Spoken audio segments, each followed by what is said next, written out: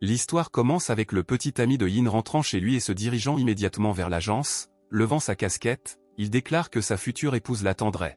Le gars entre dans l'agence avec le sourire et fait signe au gérant qui se tient au comptoir à l'entrée. Agitant sa casquette au doigt, Yin tente de trouver le service de sécurité parmi les nombreuses portes. Ouvrant la porte avec un sourire insouciant, le gars s'excuse d'être en retard. Tous les gardes au visage sombre tournèrent leur attention vers le nouveau venu entrant dans le département. Un responsable du département a remarqué que Yin était en retard lors de son premier jour de travail. Les mains jointes, le garde supérieur demande s'il s'agit du même Yin Ziyu revenu de l'étranger. Se tenant l'arrière de la tête, le gars confirme les propos du patron, ajoutant qu'il ne s'est pas encore adapté au nouveau fuseau horaire. Sortant un paquet de cigarettes coûteux, Yin demande au garde supérieur de prendre soin de lui. L'homme remarque que les cigarettes achetées par Yin étaient chinoises. L'homme, sans aucune explication, lui fait tomber un paquet de cigarettes des mains. Le gardien supérieur ajoute qu'ils ne peuvent pas se permettre des cigarettes aussi chères. Yin ne comprend pas très bien de quoi nous parlons. L'un des subordonnés demande au seigneur pourquoi il est si indulgent envers le nouveau. L'homme ajoute que la visite de Yin fait briller le département de nouvelles couleurs. Avec un visage sérieux, Yin se dirige lentement vers le garde supérieur. L'homme le remarque et commence à devenir un peu nerveux. Le reste des gardes, n'y prêtant pas attention, continue de rire de ce qui se passe. Yin baisse les yeux sur le garde supérieur, le rendant complètement perdu. L'homme, pâlissant en pensant, remarqua que le gars n'était pas simple et que tout cela risquait de ne pas bien se terminer. Yin frappe faiblement l'homme sur l'épaule avec un sourire narquois.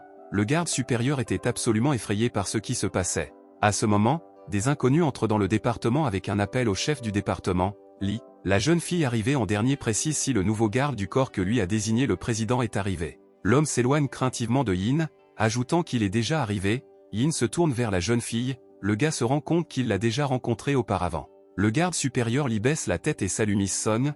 La jeune fille s'approche lentement de l'homme. Un homme au visage effrayé désigne le nouveau garde du corps, le présentant sous le nom de Yin. Yin regarde la fille avec confusion, espérant qu'il ne se fera pas virer dès son premier jour de travail. La jeune fille se rend compte qu'elle est déjà sortie avec un mec, déterminée si c'est la bonne personne. Quelques jours plus tôt, Sun est dans un avion. La jeune fille s'est assise en silence sur le siège passager et a lu quelque chose sur son téléphone. À ce moment, Yin passe sans prêter attention à Sun. À ce moment-là, Yin remarque quelque chose à côté d'elle. Le gars remarque la fille et commence à être très gêné par la façon dont elle était habillée. En marchant plus loin dans la cabine, le gars s'assoit sur son siège et réfléchit à ce qu'il voit avec un sourire. Yin se souvient qu'en plus de tout cela, il avait remarqué une autre petite chose. Le gars se relève et regarde vers la fille. Sun continue de s'asseoir et de ne pas prêter attention au gars. Yin remarque le dernier tracker furtif de haute technologie sur les vêtements de la fille. Le gars s'intéressait à qui était la fille. Sun remarque qu'un inconnu la regarde. Yin se tenait déjà en face de la fille et regardait le tracker sur les vêtements de la fille. La jeune fille a commencé à se couvrir et a été très gênée par l'acte ignorant du gars. La fille a crié fort en traitant le gars de pervers. Le salon tout entier tourna brusquement la tête vers le conflit. Après la gifle, le gars lui a attrapé la joue. Yin a essayé d'expliquer son comportement avec un sourire. Yin ajoute tranquillement qu'il a remarqué un petit traceur sur les vêtements de la jeune fille. Sun, qui ne s'éloigne toujours pas de ce qui s'est passé, ne comprend pas de quoi le gars parle. La fille frappe le gars sous la ceinture de toutes ses forces, qualifiant ses explications de complètement absurdes. Yin s'assoit à genoux et déclare que ce qu'il a dit est vrai et que si la fille ne le croit pas, elle peut examiner elle-même ses vêtements. Le gars demande à la fille de retirer ses mains pour qu'il puisse montrer le même tracker. Sun a crié encore plus fort. Elle a essayé d'appeler ses gardes. Plusieurs gardes se tenaient déjà derrière Yin et se demandaient ce qui s'était passé pendant leur absence. À ce moment, plusieurs gardes emmènent Yin. Le gars crie qu'il n'est pas un pervers et que ce qu'il dit est vrai. Avec un sourire, la jeune fille remarqua que Yin était le même pervers de l'avion. Sun ajoute que si le gars veut devenir son garde du corps, il devrait d'abord mourir. Les gardes ont lentement entouré la jeune fille et se sont approchés du gars.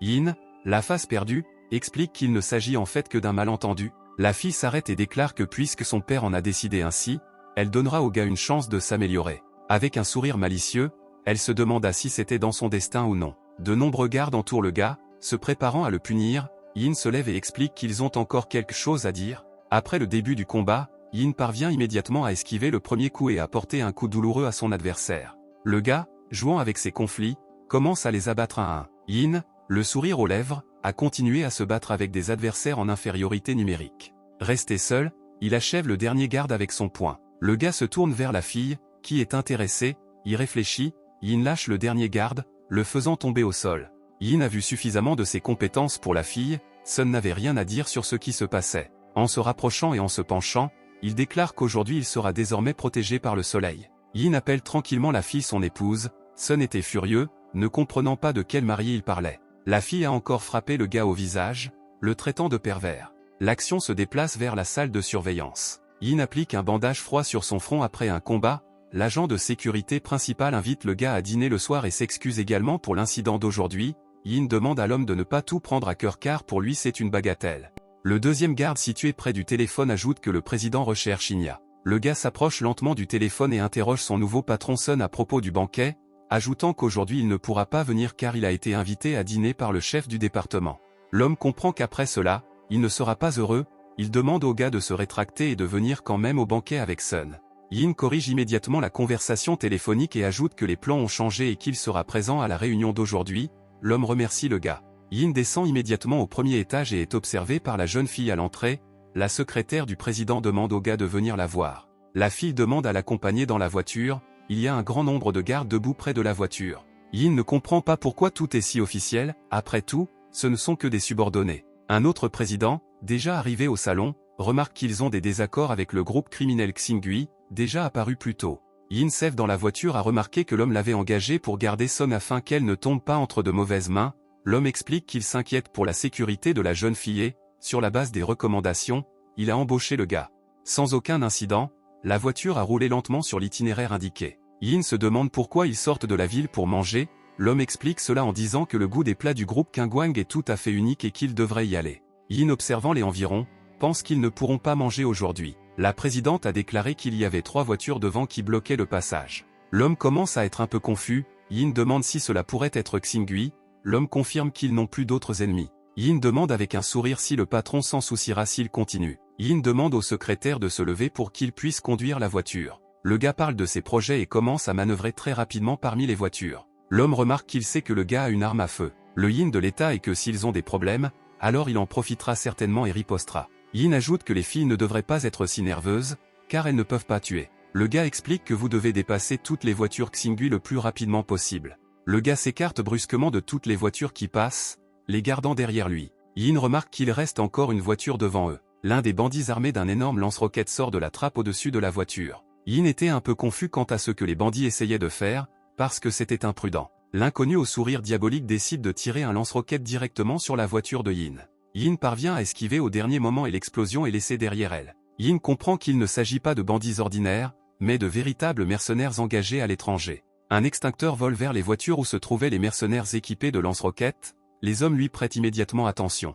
Yin tire immédiatement vers l'extincteur, le touchant, l'extincteur explose en l'air, créant un petit écran de fumée. Yin décide de passer pendant que le reste des mercenaires sont à l'intérieur. Confus, Yin remarque qu'ils n'ont pas pu échapper à la poursuite. Il y avait 4 autres motocyclistes derrière le type. L'homme à la tête de toute la bande était très en colère contre l'échec du plan. L'homme s'est rendu compte qu'il avait raté la cible pour son frère. Il ne savait pas d'où venait un garde du corps aussi habile. Le chef de l'entreprise, assis sur la banquette arrière, était absolument effrayé par ce qui se passait. Les mercenaires, incapables de rattraper la voiture, décident de lui tirer dessus par derrière. Yin décide de s'arrêter et de traverser la forêt. Le chef parmi tous les mercenaires ordonne de poursuivre la poursuite. Tous les motocyclistes se lancent immédiatement à leur poursuite à travers la forêt dense. À ce moment-là, Yin saute d'un arbre sur l'un des motocyclistes. Les autres s'arrêtent brusquement lorsqu'ils entendent les cris de leurs partenaires. Tous les mercenaires remarquent Yin debout à côté de la moto. Le type jette le casque sur le sol d'un des mercenaires. Avec un sourire, Yin tourne la tête vers les mercenaires, attendant le prochain mouvement de ceux-ci. Yin s'approche brusquement du mercenaire qui a sorti un pistolet. Le mercenaire parvient à tirer, mais Yin le démolit d'une coupure au cou. Le mercenaire commence sans âme à tomber au sol. Une petite lame était visible sur la montre de Yin. Yin jette à nouveau un coup d'œil aux mercenaires restants. En un instant, tous les mercenaires gisaient au sol, sans âme. Le gars a réussi à vaincre tous ses poursuivants avec des mouvements légers. Le chef et ses subordonnés sortent des buissons. L'homme a remarqué à quel point le gars était habile. Avec un sourire, Yin déclara qu'il n'y avait rien dans ses capacités et que cet effet était dû à la faiblesse de ses adversaires. À ce moment-là, une balle passe devant Yin, ce que le gars remarque immédiatement. Yin ordonne à tout le monde de se mettre à couvert alors qu'un tireur d'élite leur tire dessus. Le mercenaire parvient à tirer un autre coup de feu, mais il le rate. Yin, caché derrière une pierre, tente de distinguer le mercenaire. L'inconnu tire à nouveau et heurte une pierre. Le chef se demande ce que Yin va faire cette fois. L'un des gardes du chapitre s'intéresse également à savoir d'où le type a obtenu la grenade. Yin explique en souriant qu'il l'a empruntée à un motocycliste. Le tireur d'élite situé parmi les arbres était indigné par la vitesse de Yin. L'homme décide à nouveau de viser et d'essayer d'éliminer Yin. En regardant à travers la lunette de son fusil, il vit Yin sortir soudainement de derrière une pierre. Le tireur d'élite ne savait pas d'où provenaient ses compétences d'un simple agent de sécurité. Le tireur d'élite essaie de viser. À ce moment-là, Yin sautait et se précipitait activement d'un côté à l'autre, ce qui a grandement rendu l'homme furieux. Le tireur d'élite voit que le gars a arrêté de bouger et qu'il envisageait maintenant de tirer le dernier coup. Dans la vue, il remarque que Yin pointe vers le haut. L'homme a compris qu'il avait gagné cette bataille, mais il ne savait pas où le gars pointait. À ce moment-là, la même grenade que Yin avait prise plus tôt au motocycliste s'est envolée vers le tireur d'élite. Une forte explosion retentit dans la forêt, le bruit a fait voler de nombreux oiseaux dans les airs. L'action se déplace dans une villa privée quelques heures plus tard. Ce même tireur d'élite a informé son patron de la situation actuelle. L'homme, assis sur le canapé, a décrit la bataille comme assez équilibrée, au cours de laquelle la plupart des mercenaires se sont cassés les membres et ont pris la fuite. L'homme ajoute également que la police était également impliquée. Le patron de l'homme, sans se laisser distraire du jeu, a continué à écouter le tireur d'élite. L'homme appelle son patron son frère et ajoute qu'il est prêt à être puni pour ce qui s'est passé. Le gars ne comprend pas pourquoi un homme doit être puni. L'homme ne comprenait pas pourquoi il réagissait si simplement à tout. L'homme demande si son frère le croyait, car en fait Somzong n'a que 2 gardes, dont l'un était super fort pour eux. Le gars au visage calme ajoute qu'ils ont simplement sous-estimé le garde du corps du groupe, Yin Wang, expliquant cela par une citation. Le gars commence à s'étirer, croyant que tout tourne autour de Xiaofan. Le gars se tourne vers l'homme avec un sourire, ajoutant qu'il ne leur a fallu que 6 ans pour que Xingui grandisse de zéro et qu'avant cela, il avait connu des difficultés bien plus sérieuses. En se rapprochant, le gars demande de ne pas s'inquiéter des bagatelles de son frère, car Xingui est déjà plus fort. L'homme s'est inspiré des paroles de son frère, déclarant qu'il s'occuperait lui-même de tout cela. Le gars prend son verre et demande à son frère de découvrir d'où vient le garde du corps de Sun. L'homme était prêt à accomplir n'importe quelle tâche. Le gars au visage sombre ajoute qu'ils ont suffisamment de temps pour tout faire. Les actions sont transférées au bureau de la société Qingguang. Sun déclare haut et fort qu'il ne devrait pas parler de ce type. Sun regarde par la fenêtre, ajoutant que les compétences de Yin lui sont déjà évidentes. La jeune fille déclare qu'elle adhère toujours à son opinion initiale sur Ina. Sun déclare que leur entreprise n'a pas besoin de ce type d'employé et elle demande immédiatement au gars de partir. Le père de la jeune fille exige que Sun se taise. L'homme demande à la jeune fille de se calmer et de laisser Inia devenir son garde du corps. Le secrétaire pense dans son esprit que c'est une excellente offre. En se tenant la tête, le chef se rend compte qu'il ne peut absolument pas être en colère contre sa fille. L'homme ajoute que Yin a vraiment d'excellentes compétences et que le père de la fille ne mentira pas. La jeune fille continue de se tenir à la fenêtre avec mécontentement. L'homme ajoute également que Yin est aussi le fiancé de la jeune fille, choisi dans la petite enfance.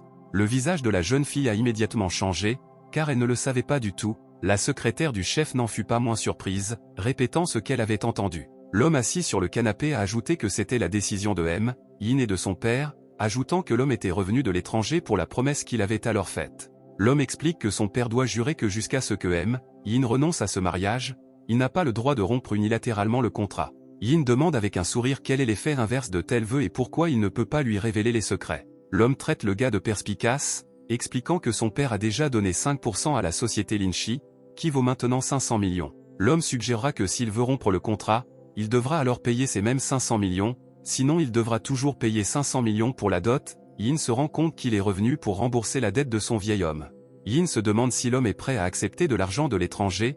L'homme propose un autre plan pour que l'homme devienne le garde du corps de sa fille afin de rembourser la totalité de sa dette. L'homme termine son histoire et se demande si la fille peut changer son attitude envers Yin. La jeune fille était très en colère et elle n'avait rien à voir avec la dernière génération et ce qu'elle voulait pour l'avenir. Le lendemain, Yin demande en souriant à sa collègue si elle peut lui communiquer son numéro de téléphone portable. Yin ajoute que cela leur permettra de communiquer plus facilement au travail et au-delà.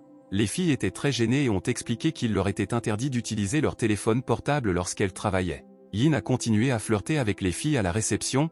Les gardes qui se trouvaient à proximité ont remarqué que le type avait été nommé président et qu'il avait même dîné avec le chef hier soir. Yin regarda les gardes avec un visage sérieux. L'homme, confus, explique qu'il a postulé pour un groupe supplémentaire de gars et lui demande de choisir celui qui lui convient. Yin remercie son patron pour cela. La secrétaire qui passait par là remarqua que Yin était vraiment bon. La secrétaire a remarqué que le gars donnait des instructions à la réception et a également demandé au gars de la suivre. Yin ne comprenait pas pourquoi la secrétaire était si belle. Je suppose que c'est une illusion. Yin s'en prend à la secrétaire et ajoute que ce n'est pas difficile pour lui avec la belle dame. Toute la sécurité remarque que la secrétaire, qui ne souriait jamais, plaisantait en ce moment. En entrant dans le bureau, la secrétaire explique que le président voulait remercier le gars de l'avoir sauvé hier et l'inviter à déjeuner. Yin a noté que déjeuner avec le vieil homme serait vraiment ennuyeux et que cela ne l'intéressait pas. La secrétaire explique qu'il lui est difficile de dire cela et demande au gars de le lui dire personnellement. Yin explique qu'il dira tout à l'homme. À ce moment, la jeune fille trébuche et commence à tomber. La secrétaire essaie d'attraper la chemise du gars. Yin parvient à attraper le téléphone et la fille qui tombe, en la tenant par la taille. La jeune fille était très gênée. Yin demande à la secrétaire d'être plus prudente, car ses talons sont trop hauts. La voix du président est venue du combiné téléphonique. L'homme dit que sa fille veut s'excuser auprès du gars et résoudre ce conflit. Yin déclare que ce déjeuner ne lui pose pas de problème et qu'il viendra. Le président ajoute que le secrétaire viendra le chercher dans la soirée. La secrétaire explique avec un sourire qu'elle doit informer le directeur général du dîner et que la jeune fille doit donc partir. La secrétaire demande de ne pas oublier le rendez-vous d'aujourd'hui, car elle viendra le chercher. Yin demande à la fille d'aller plus lentement. Toutes les observations de la relation continue et inégale entre Yin et le secrétaire. Les filles expliquent aux gars qu'elles seront traitées grossièrement si le patron Meng les voit. Yin ne comprenait pas pourquoi une telle personne était si influente. Yin demande en plaisantant si le département de surveillance est comme un vieux chien, surveillant chaque mouvement. Les filles étaient perdues face à ce qu'elles considéraient comme le chef du département. L'homme était en colère qu'un type ait osé calomnier la structure réglementaire de l'entreprise. L'homme note également que pour la première fois il entend dire que dans un petit service de sécurité, il existe un poste de chef adjoint. L'homme montre du doigt toutes les personnes debout, exigeant que le gars se rende au service de surveillance avant de quitter la maison, et ajoute également que les filles verront tout déduit de leur prime pendant un demi-mois. Yin dit avec un sourire que c'est un homme bon. À ce moment, Sun est assise dans le bureau, elle décide de décrocher le téléphone. La jeune fille se demande ce qui s'est passé et pourquoi. Les filles rapportent que le chef Meng a été battu. La jeune fille s'arrête dans l'allée et explique qu'elle a entendu parler du conflit entre le chef du département, Meng, et le chef adjoint du département de sécurité. La fille était étonnée de ce que Yin faisait en ce moment. Sun crie après le gars, le traitant de pervers qui tue des innocents. La fille se balance vers le gars, ce que Yin esquive calmement. Yin attrape la main de la jeune fille et remarque que ça sent très bon. Yin décide de demander à la jeune fille pourquoi Miss Song commence toujours à battre les gens sans tenir compte de la situation. La jeune fille demande à la laisser partir, la traitant encore une fois de perverse. Le gars lâche la main de la fille. Sun est gêné et se demande comment le gars va lui expliquer cette situation. Yin déclare que l'homme a commencé tout cela en premier. Yin ajoute en riant qu'il a assommé l'homme en état de légitime défense. L'un des gardes a noté dans ses pensées que le gars l'avait déjà grondé, c'est pourquoi il s'est mis en colère et a attaqué le gars. La jeune fille explique qu'elle envoie ses gens au service de surveillance et qu'elle s'occupera des enregistrements des caméras. Yin a déclaré que le chef Meng leur causait des problèmes de manière déraisonnable. L'homme s'est soudainement levé avec les veines pour battre le gars, ainsi que pour lui demander de lui rendre ses cheveux. La jeune fille demande au PDG de ne pas écouter le gars. Considérant tous les dossiers, la jeune fille déclare qu'il n'y a pas de place pour une querelle dans leur entreprise, et elle avait tort à propos de cet homme. Il prétend que le type l'a piégé et lui demande de vérifier à nouveau les dossiers du service de sécurité. La jeune fille ajoute que chaque employé doit se comporter sérieusement et ne pas faire de tels spectacles. Il ajoute que le patron Meng devrait chercher un nouvel emploi. L'homme pense que la fille est d'accord avec le garçon et qu'il ne devrait pas s'impliquer avec lui. Yin, ne voulant pas continuer à écouter ces menaces, frappe l'homme à la tête d'un léger mouvement de la main. Yin prétend que c'était de la légitime défense. L'homme inconscient tombe à terre. Sun ne veut pas continuer à écouter ça et quitte le bureau. Elle a remarqué que le gars était devenu plus vigilant à cause de la nuit dernière. La fille a été surprise de manière inattendue qu'il soit si prudent. La jeune fille retourne à son bureau et répond à un autre appel. La jeune fille était heureuse que Sun réponde enfin à son appel. La fille demande si Sun est libre le soir et lui demande de venir dîner chez elle pour discuter. Sun soupire et se demande pourquoi son ami n'est pas allé voir le patron d'Emerald Paradise, ajoutant que si la fille jette quelque chose, elle ne la laissera pas tranquille. La jeune fille explique que tout se passera bien et qu'elle viendra chercher Sun dans la soirée. À ce moment, Yin et le président étaient assis dans la voiture. L'homme a expliqué que Sun était occupé au travail aujourd'hui et qu'il ne pourrait pas les accompagner. Le gars était déçu que la fille ne soit pas venue le voir. Il a suggéré au président d'aller dans un petit magasin à proximité et d'y manger. À ce moment-là, une voiture de sport rouge s'est arrêtée près du bureau. Assis dans la voiture, Sun se demande pourquoi son ami a décidé de poursuivre la voiture et son père. La jeune fille explique qu'elle est curieuse de savoir qui est Yin. La jeune fille explique en souriant que si elle n'était pas arrivée aujourd'hui, son ami n'aurait pas parlé de leur relation. Les filles ont vraiment regardé qui était la personne qui pourrait être son garde du corps. Sun n'était absolument pas intéressé par ce voyage. Assise dans la voiture, les filles regardaient Yin s'asseoir à la table avec le président et le secrétaire. Sun était en colère parce qu'ils étaient assis dans un restaurant. Je suppose que le gars l'a fait exprès. Yin a demandé à son patron de manger et de profiter de la soirée avec le sourire. L'homme ne comprend pas ce qu'ils font dans cet endroit, mais il était prêt à manger cette nourriture. À ce moment-là, un homme se tenait au coin de la rue et a signalé quelque chose au téléphone. Le secrétaire décide de clarifier pourquoi ils sont venus à ce stand, suggérant que Yin les a amenés intentionnellement. le gars explique son action en disant qu'il a grandi dans des conditions difficiles et qu'une telle nourriture est tout simplement un paradis pour lui. Yin regarde autour de lui et ajoute que le secrétaire et le président devraient manger, car au bout d'un moment, cela ne sera plus possible, expliquant qu'il y a plusieurs personnes qui regardent Boss Sun. L'homme suppose que c'est Xingui qui est de nouveau arrivé, le gars continue de manger, ajoutant que le président ne devrait pas s'inquiéter, car il est à proximité. Avec un sourire, Yin a également ajouté que leur pays dispose d'une surveillance vidéo partout, peu importe ce que veut faire l'ennemi. Yin explique que leur ennemi tentera d'amener l'homme dans un endroit où il n'y a aucune surveillance, en supposant qu'il s'agira d'un CTV. À ce moment, un homme s'approche de la table et salue le directeur Sun, lui demandant s'il se souvient de lui. Le président confirme qu'il se souvient de l'homme, l'appelant directeur Fatu. L'homme invite le président Sun à l'accompagner et à s'amuser au KTV. Le président veut refuser cette proposition, expliquant qu'il dîne avec M. Ying. Yin décide de savoir s'il chante des chansons sur KTV, suggérant à Boss Sun d'y aller manger. Yin continue de manger, déclarant qu'il rejoindra le président un peu plus tard pour lui demander de lui laisser la voiture. Le président se rend compte que Yin le lance comme appât. L'ami de Sun ne comprend pas quel genre de personnes sont venues voir le président Sun et sont emmenées vers une destination inconnue alors que Yin continue de s'asseoir et de manger. Sun suggère de se promener et d'observer ce qui se passe. L'ascenseur ouvre au 17e étage. L'homme explique au président Sun que le KTV se trouve à cet endroit précis. Il y avait un grand nombre de mercenaires différents dans la pièce. Ils sourirent tous sarcastiquement à l'arrivée du président Sun. L'homme Luo Xiaofan remercie le directeur Niu pour le travail accompli, ajoutant que tous les griefs passés ont été oubliés, demandant à l'homme d'aller dans la pièce voisine pour attendre. Luo, avec un sourire diabolique, déclare qu'il a un sujet important à discuter avec le directeur Sun. Tous les mercenaires entourent le président Sun et le secrétaire sans défense. La secrétaire décide d'appeler immédiatement Inya. La fille voulait que le gars vienne vite et les sauve. Luo le remarque immédiatement et se précipite vers la jeune fille, lui faisant simultanément tomber le téléphone des mains. Luo attrape la fille à la gorge et lui demande qui elle appelle, en supposant qu'il s'agit du garde du corps Yin. Dans ses pensées, la jeune fille continuait de demander à Yin de les sauver. Le président tente immédiatement de défendre la jeune fille et lui demande d'arrêter. Un mercenaire se trouvant à proximité arrête immédiatement l'homme. Luo demande en souriant au président Song de transférer 40% des actions de Kangwang à son nom, puis de verser une compensation d'1 milliard à Xingui. Le gars a continué à tenir la fille par la gorge, ajoutant qu'après cela il les relâchera sains et saufs.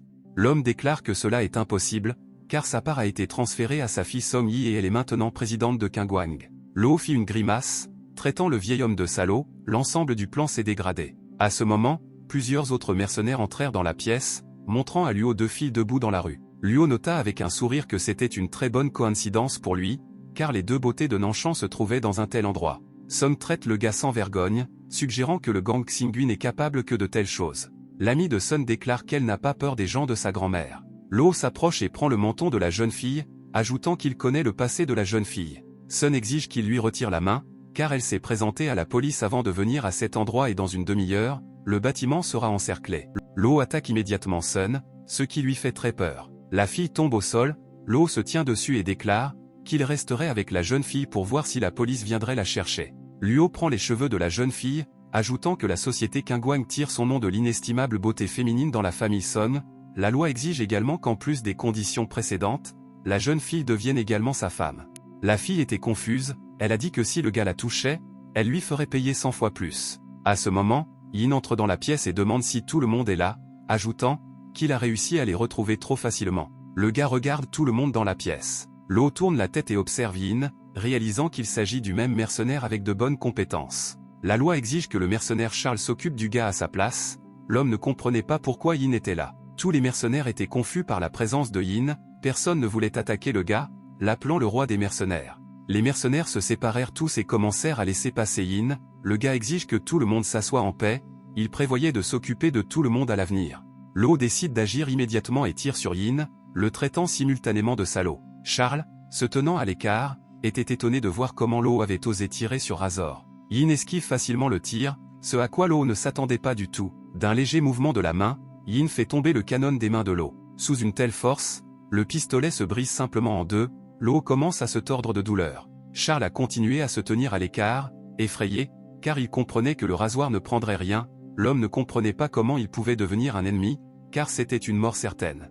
Yin se jette à nouveau et frappe Luo à la mâchoire, l'envoyant voler sur le côté. Yin ajoute avec un sourire narquois que les astuces de Luo ne l'atteindront pas. La secrétaire a été émerveillée par le caractère fort et les compétences de Yin. Yin décide d'approcher Sun en lui proposant de l'aider et de soulager l'enflure de son visage. Sun ne comprenait pas ce que ce gars faisait. Sun demande avec embarras que le gars ne soit pas un hypocrite et ne pense pas à la prendre, le traitant en même temps de pervers.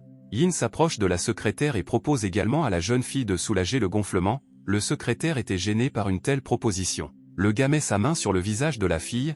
La secrétaire était étonnée de se sentir vraiment mieux. Confus, Sun a continué à regarder le gars de travers. Yin emmène l'un des mercenaires et rappelle à Charles que la police va bientôt arriver. Le gars lui demande de ne rien dire sur lui. Il n'a donc rien à voir avec cet incident. Charles accepte immédiatement. Ensuite, Yin arrive au parc et s'arrête pour mettre en œuvre son plan. Le gars fait une coupure au cou de l'homme, expliquant aux mercenaires qu'il a fini. Yin exige qu'il revienne et dise au reste des mercenaires que Yin est actuellement en Chine. Le mercenaire remercie en larmes que Yin l'ait laissé en vie. Le lendemain matin, Yin retourne au bureau. Yin commence à bâiller bruyamment de fatigue. Il ne comprend pas pourquoi Boss Song l'a appelé si tôt. L'homme salue Inya et lui propose de fumer une des cigarettes. Le président demande à Song de le convaincre de sa défense. Yin tombe sur le canapé et déclare qu'il lui est difficile de faire quoi que ce soit, car la jeune fille a des avertissements contre lui. Le président entre dans le bureau de Song. La jeune fille se demande si quelque chose s'est passé chez le président, car elle a bientôt un rendez-vous et doit partir rapidement. L'homme demande à la jeune fille de réfléchir à la proposition de son père, car elle-même a constaté les compétences de Yin. Sun déclare que son plus grand danger est d'avoir autour d'elle un homme au caractère peu fiable. La fille explique que le gars permet au président d'être un appât. La jeune fille ajoute également qu'elle n'aime pas les gars qui fument. Yin jette immédiatement la cigarette à la poubelle. Le gars comprend que l'incident dans l'avion lui a fait une mauvaise impression. L'homme s'approche de Yin et lui explique que la fille ne comprend toujours pas bien le monde et que Sun a toujours besoin de la protection du gars. Le secrétaire vient également et demande pourquoi Yin a l'air si mauvais, suggérant qu'il n'a pas bien dormi. La jeune fille est gênée et ajoute qu'elle a été impressionnée par le sauvetage de Yin hier. La secrétaire décide de s'occuper du problème de logement du gars. Au bout d'un moment, le téléphone de Yin reçoit un appel. Une inconnue explique au téléphone que j'ai déjà trouvé une option pour le gars. Yin ne comprenait pas comment l'inconnu avait pu découvrir la recherche d'un appartement. La fille demande si le gars est cool, ajoutant qu'elle veut le voir dans 2 minutes. Yin se précipite dans le bureau du secrétaire avec beaucoup d'enthousiasme. Le gars remarque la fille debout à côté de la secrétaire. La jeune fille serra la secrétaire dans ses bras, surprise que le gars vienne si vite, soupçonnant que Yin s'inquiétait pour Fanfang. À ce moment, Yin tenait un couteau derrière son dos. Yin, essayant d'en rire, traite la fille de beauté, se demandant s'ils se sont rencontrés hier. La jeune fille explique que si le gars ne l'avait pas sauvée hier, elle n'aurait pas fourni à Yin un si bon appartement. Yin, se tenant la tête, ajoute qu'il n'a pas encore d'argent pour payer le loyer. La jeune fille remet la carte, expliquant que sur ordre du président, la carte a été émise pour que le gars puisse dépenser 2 millions par mois. La fille pose sa main sur l'épaule de Yin, notant que puisque le gars est devenu riche pour vous, pourquoi ne l'inviterait-il pas à dîner avec Fanfang? Yin croyait qu'il n'y avait rien de mieux qu'un paradis exquis. L'entreprise monte dans la voiture et se dirige vers le restaurant dont elle a besoin. Yin a noté en riant qu'une voiture de luxe et de belles filles sont le rêve de tout homme. La secrétaire a expliqué que certaines personnes ne l'aimaient pas. Yin ajoute que la fille a des normes trop élevées et que si elle le regarde, son visage changera immédiatement. Yin explique que s'il y a de beaux hommes, cela signifie manger des aliments mous, alors il n'y a pas de problème. La secrétaire propose d'aller chez elle et ensuite elle le nourrira. La jeune fille déclare qu'elle préparera le meilleur dîner romantique pour le couple et fournira la meilleure chambre de la maison. Yin, s'éclaircissant la gorge, demande à la jeune fille d'arrêter de plaisanter comme ça, car c'est allé trop loin. L'entreprise arrive dans un restaurant luxueux situé sur un gratte-ciel. Yin a remarqué que la personnalité de la fille Mu était en fait compliquée. Un homme s'approche de la fille et commence à chuchoter quelque chose à Mu. La jeune fille ajoute que le gars ne devrait pas écouter Fanfan, car elle ne compte jamais sur l'argent de sa famille. La jeune fille remarque quelque chose qui l'a vraiment frappé. Mu explique que le couple est arrivé au mauvais moment. Fanfan se demande ce qui s'est passé. La fille croise les mains et dit que Luoyi viendra bientôt avec des personnes importantes et qu'elle doit les rencontrer. Yin se demande qui est Luoyi, supposant que la fille a peur de lui. À ce moment, Sun entre dans le restaurant, accompagné d'un inconnu. Mu s'approche de l'eau et le salue, car beaucoup de temps s'est écoulé depuis la dernière visite de l'homme. Mu murmure que ce soir sera intéressant et que Yin pourrait causer des problèmes au couple. Sun remarque Yin debout derrière lui. Le gars observait silencieusement la conversation entre Sun et Mu. Yin a noté dans son esprit qu'il s'en fichait généralement, mais qu'aujourd'hui il voulait commettre un crime. Le gars est intéressé. Pourquoi la fille est-elle venue discuter affaires au restaurant? Mo s'approche de Fanfang, se demandant si la fille est venue discuter travail.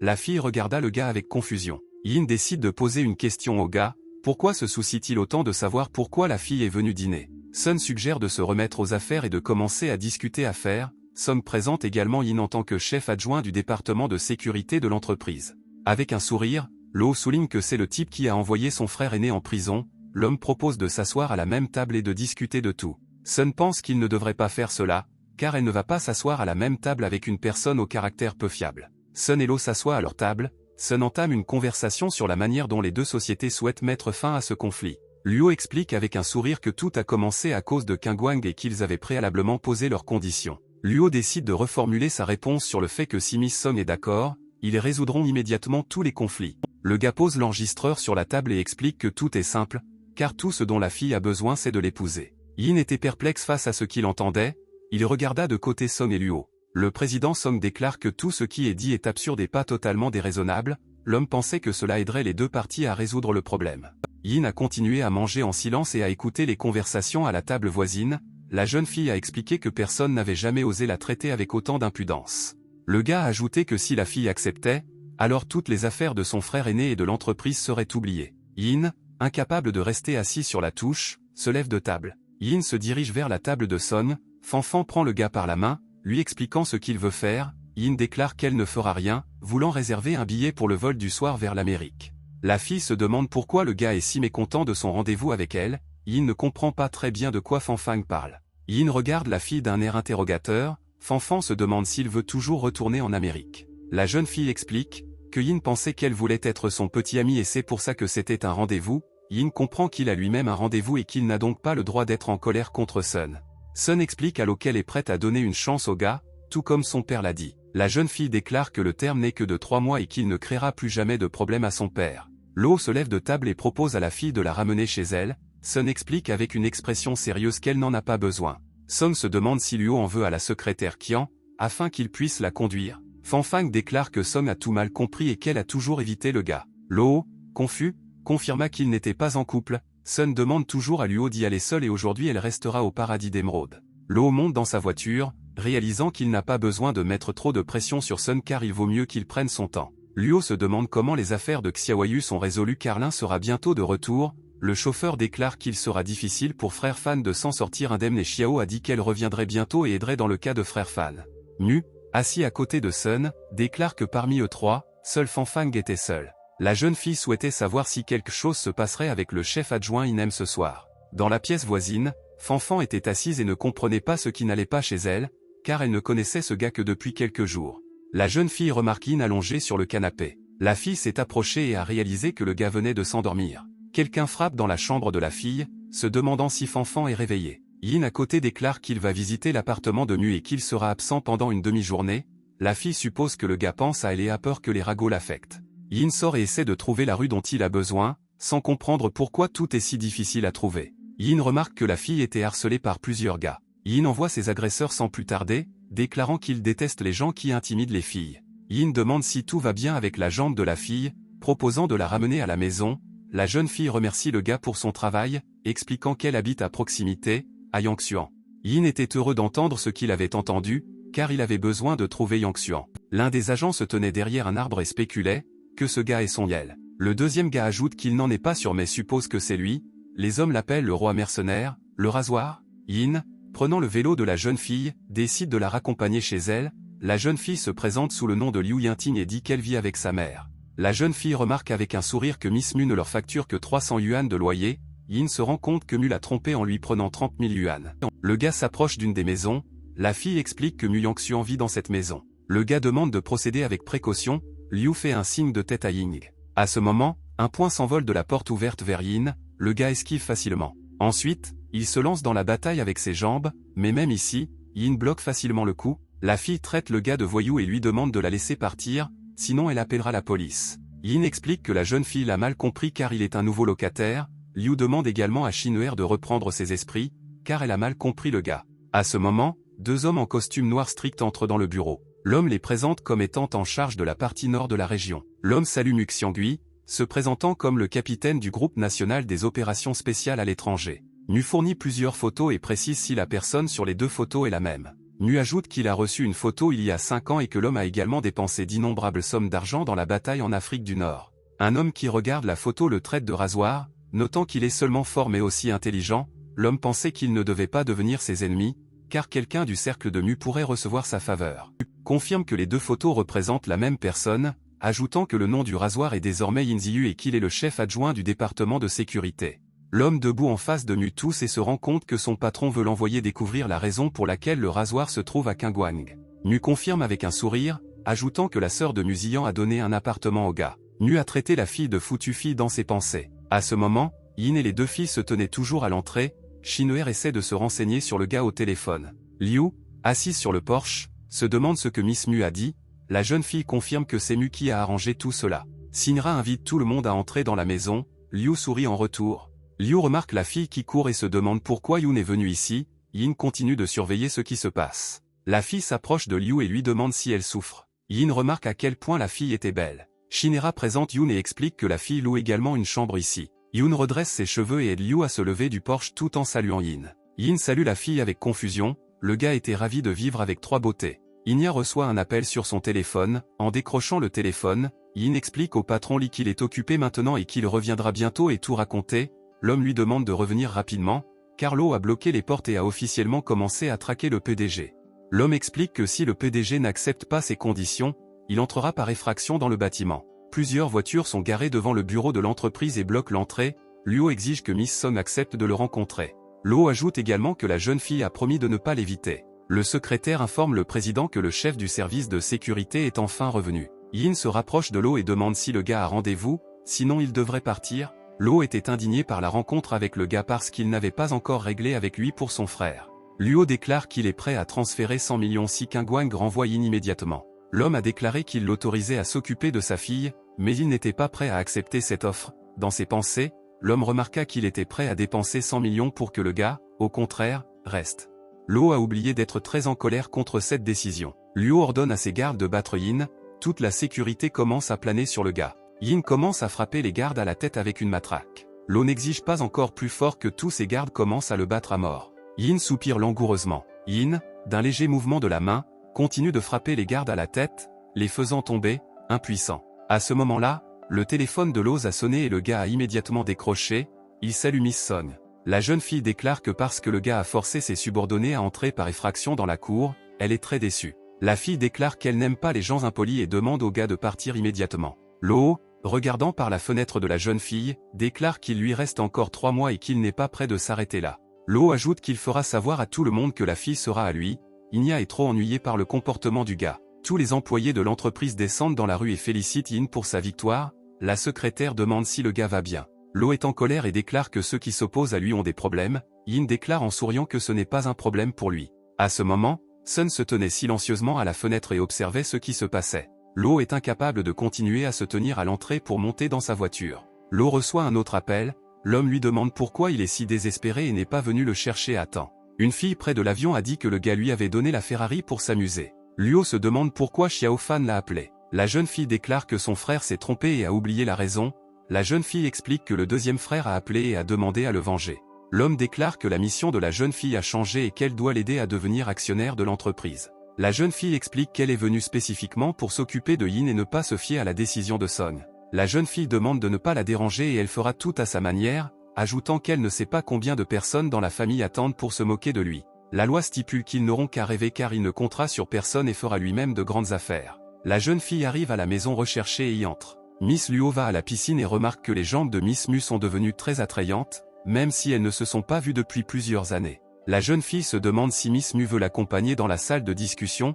Mu se demande pourquoi la fille est arrivée. Mu rappelle avec un sourire que la jeune fille a juré l'année dernière qu'elle ne reviendrait jamais en Chine. Miss Luo explique qu'il n'y a rien de spécial à cela, elle a juste besoin d'aider son frère à se venger de Ying. Miss Luo ajoute qu'elle a entendu dire que Miss Mu connaissait le gars. La jeune fille comprend désormais que tout n'est pas si simple. La jeune fille se lève brusquement et pose une question à Miss Luo. Mu suppose que la fille l'a hypnotisée, ajoutant qu'elle est allée trop loin. Je comprends que Miss Mu ne dira rien, la fille s'en va. Mu appelle immédiatement Sun et explique que depuis que la jeune fille est arrivée de l'étranger, cela signifie que tout est en train de passer à l'action sérieuse. Mu suppose qu'elle n'essaie pas d'aider Lo, mais qu'elle se retourne contre la fille pour se venger. Sun déclare qu'elle n'est plus la même fille qu'avant. Je lui permets de laisser partir Miss Luo. Après une journée de travail, Yin décide de tenir une réunion. Il demande de ne laisser entrer personne qui n'a pas été préalablement inscrit. Yin ajoute également que tous les futurs gardes doivent porter des matraques avec eux. Si quelqu'un ose broder, il doit l'appeler.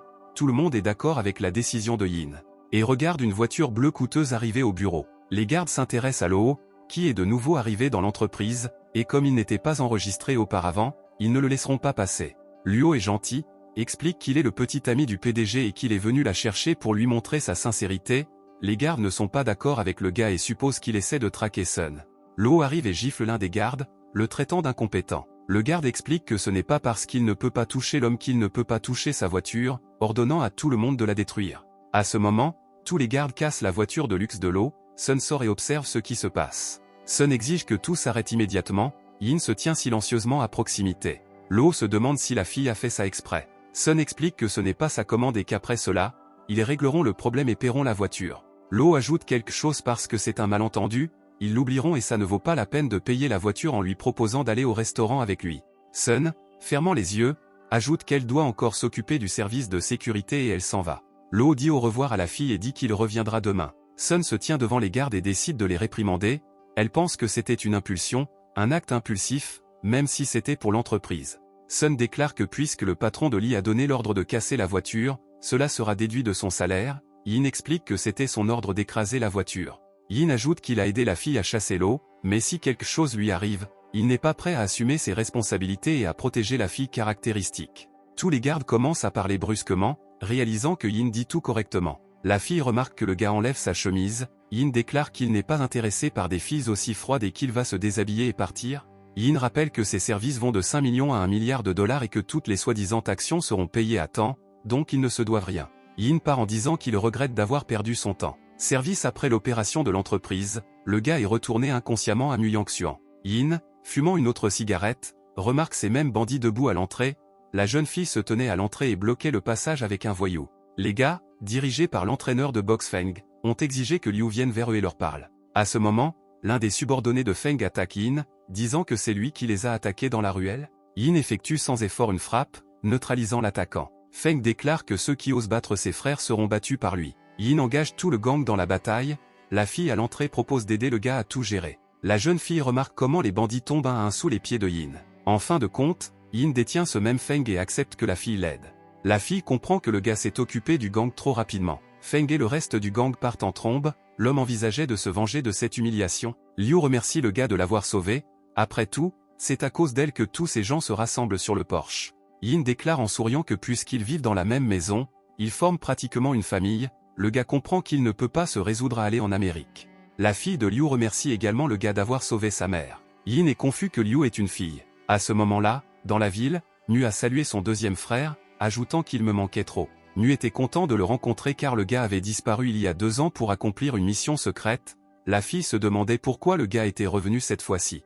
Le gars se demande s'il est sécuritaire de parler dans cette maison en particulier. Nu a appuyé sur un bouton spécial et a expliqué qu'elle avait activé le blocage du signal, afin que personne ne les entende. Le gars demande si Yin connaît la fille. Nu suppose que le gars est revenu spécialement pour Yin. Nu ne comprenait pas quel genre de personnalité incroyable ce type avait.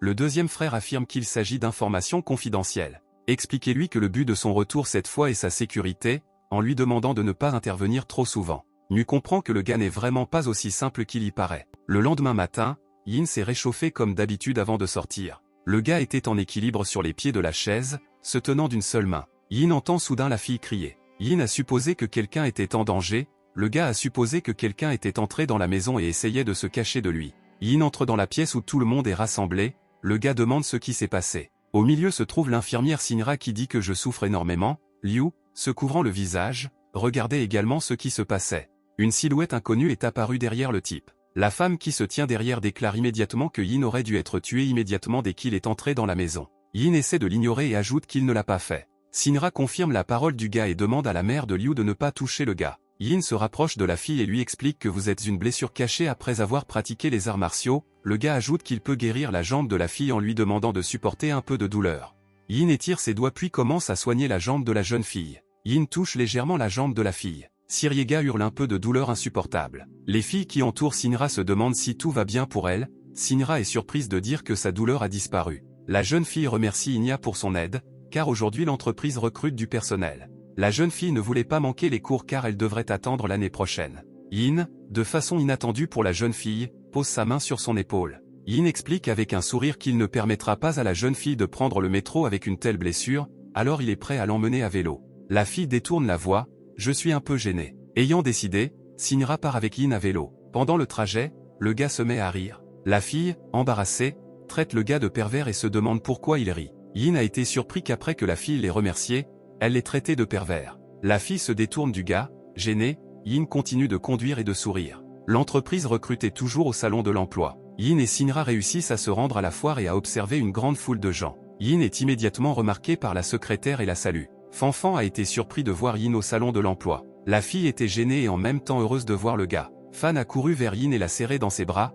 La fille croyait que le gars était déjà parti et elle lui a demandé de ne pas partir. Ayant repris ses esprits, Fan devint encore plus embarrassée. La jeune fille s'est brusquement éloignée du gars, ajustant ses lunettes. Elle a demandé au chef du service de sécurité de superviser le recrutement. C'est amusant que la plupart des visiteurs du salon soient venus dans l'entreprise. Port remarque le bruit et le non-respect de la file d'attente vers l'entreprise. C'est pourquoi le secrétaire explique qu'il ne sert à rien de recruter des personnes qui ne peuvent pas faire la queue.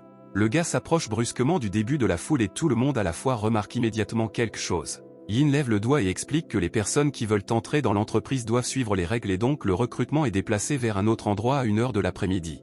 Les gens étaient perplexes à l'idée qu'un inconnu se tienne au début de la file. Les gens commencent immédiatement à se demander s'il est le chef de l'entreprise. Yin explique qu'il est le chef adjoint du département de sécurité de l'entreprise. Les gens étaient indignés parce qu'un simple agent de sécurité n'avait aucune qualification exigeant qu'il échoue. À ce moment-là, Fan s'est également approchée. Elle a immédiatement expliqué que la parole du gars était la décision officielle de l'entreprise et que ceux qui avaient des objections pouvaient partir. Yin explique avec un sourire que le travail n'a pas d'exigence de vérification très faible et que ceux qui ne comprennent pas cela n'ont pas leur place dans l'entreprise. Le gars se rapproche du révolutionnaire et lui demande s'il a une autre question. Ayant terminé, Yin retourne voir Fan. La jeune fille comprend que le chef adjoint a suspendu le recrutement pour aider ses amis. Yin demande à la fille de ne pas être jalouse et explique qu'elle croit aux compétences de l'Erchine. Fan note que la fille est capable et qu'ils ont un poste vacant pour un stagiaire pour elle. Shinra remercie Fan pour son aide et ajoute qu'elle fera certainement de son mieux pour travailler. Agissez, un autre bureau du centre-ville est en cours de déménagement. Un homme en surpoids est assis à une table et écoute ses partenaires commerciaux. L'homme était curieux, comment ces deux interlocuteurs ont-ils fait connaissance? Il y a une grosse liasse d'argent sur le bureau de l'homme. Feng, ancien employé de l'entreprise et boxeur, lui demande de se venger d'eux. Alors qu'elle était déjà chez elle, Shinra a été félicité par toute la famille Liu pour son nouveau travail. Shinra a expliqué que tout cela était dû aux relations de Yin. Guy explique que la fille doit ralentir tôt et qu'il ira donc au magasin. Au coin de la maison se tenait un homme armé d'un bâton, attendant Yin. L'inconnu se lance immédiatement sur Yin, qui esquive facilement le coup, et il ne revient pas pour se regrouper, ce qui surprend grandement l'attaquant. Yin passe à l'attaque et brandit son poing sur l'inconnu. Le gars n'a pas le temps d'esquiver et tombe au sol. Il y a encore une petite foule devant le gars. Feng déclare que maintenant les gars n'ont aucune chance, car 2 maîtres se tiennent devant lui pour le battre. Yin remarque qu'il s'agit d'un visage familier. Feng ajoute qu'ils se connaissent et que maintenant le gars ne le fuira plus. Le maître du bâton Shaolin et l'héritier de Shaolin Wushu se tiennent devant Feng.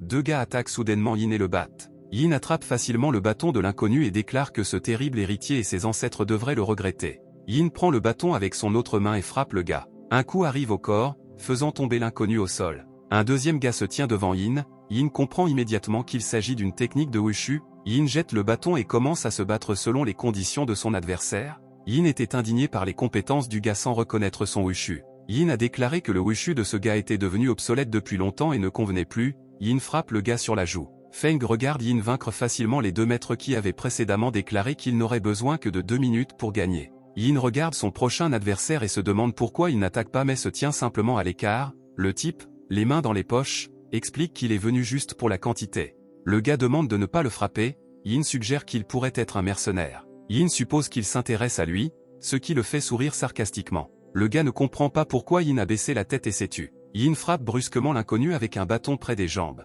Le gars tombe à terre et demande pardon. Yin comprend pourquoi il ne se bat pas. Yin ne comprend pas du tout les intentions de ce mercenaire. Yin se demande à nouveau pourquoi le gars n'ose pas l'attaquer. Yin se penche et remarque qu'il a de bons talents d'acteur. Je ne comprends pas si c'est intéressant de vivre là comme ça. Les 2 maîtres se relevèrent avec difficulté et remarquèrent qu'il pouvait s'agir d'un mercenaire de Kingu. Les hommes veulent également dire qu'il s'agit d'un agent de sécurité inconnu et que ce type est la même personne. À ce moment, Yin tourne son attention vers les gars. À votre tour, vous souriez absurdement en réponse. L'inconnu s'excuse immédiatement d'avoir offensé son frère. Après s'être incliné devant le gars, il remarque qu'il ne savait pas qu'il était un homme de Kingu. Yin ne comprend pas très bien pourquoi il commence à s'incliner devant lui à cause de cela. Yin explique qu'il est venu dans ce monde de mystère et qu'il ne souhaite pas révéler son identité. Il demande donc au gars de garder le silence. tous les hommes lui disent de ne pas s'en inquiéter. Le gars qui s'est excusé plus tôt a remarqué qu'il reconnaissait les mercenaires mâles. Le gars a expliqué qu'il avait déjà quitté le chemin des mercenaires et fondé une famille à Nancheng. Le gars était prêt à aider Yin de quelque manière que ce soit. Yin était légèrement intéressé par cette proposition et il a donc continué à se diriger vers le magasin. L'action se déplace au bureau de l'entreprise. Yin retourne au bureau comme si de rien n'était. Le directeur Li a couru vers Yin pour qu'il entre dans le bureau du PDG et lui parle. Yin ne comprend pas pourquoi la fille le cherche. Yin se dirige vers la porte du PDG et frappe. Le soleil nous permet d'entrer. Yin se demande pourquoi la fille le cherchait, essayant d'expliquer pourquoi il est revenu. Sun jette immédiatement les clés vers le gars. Yin ne comprend pas très bien ce que cela signifie.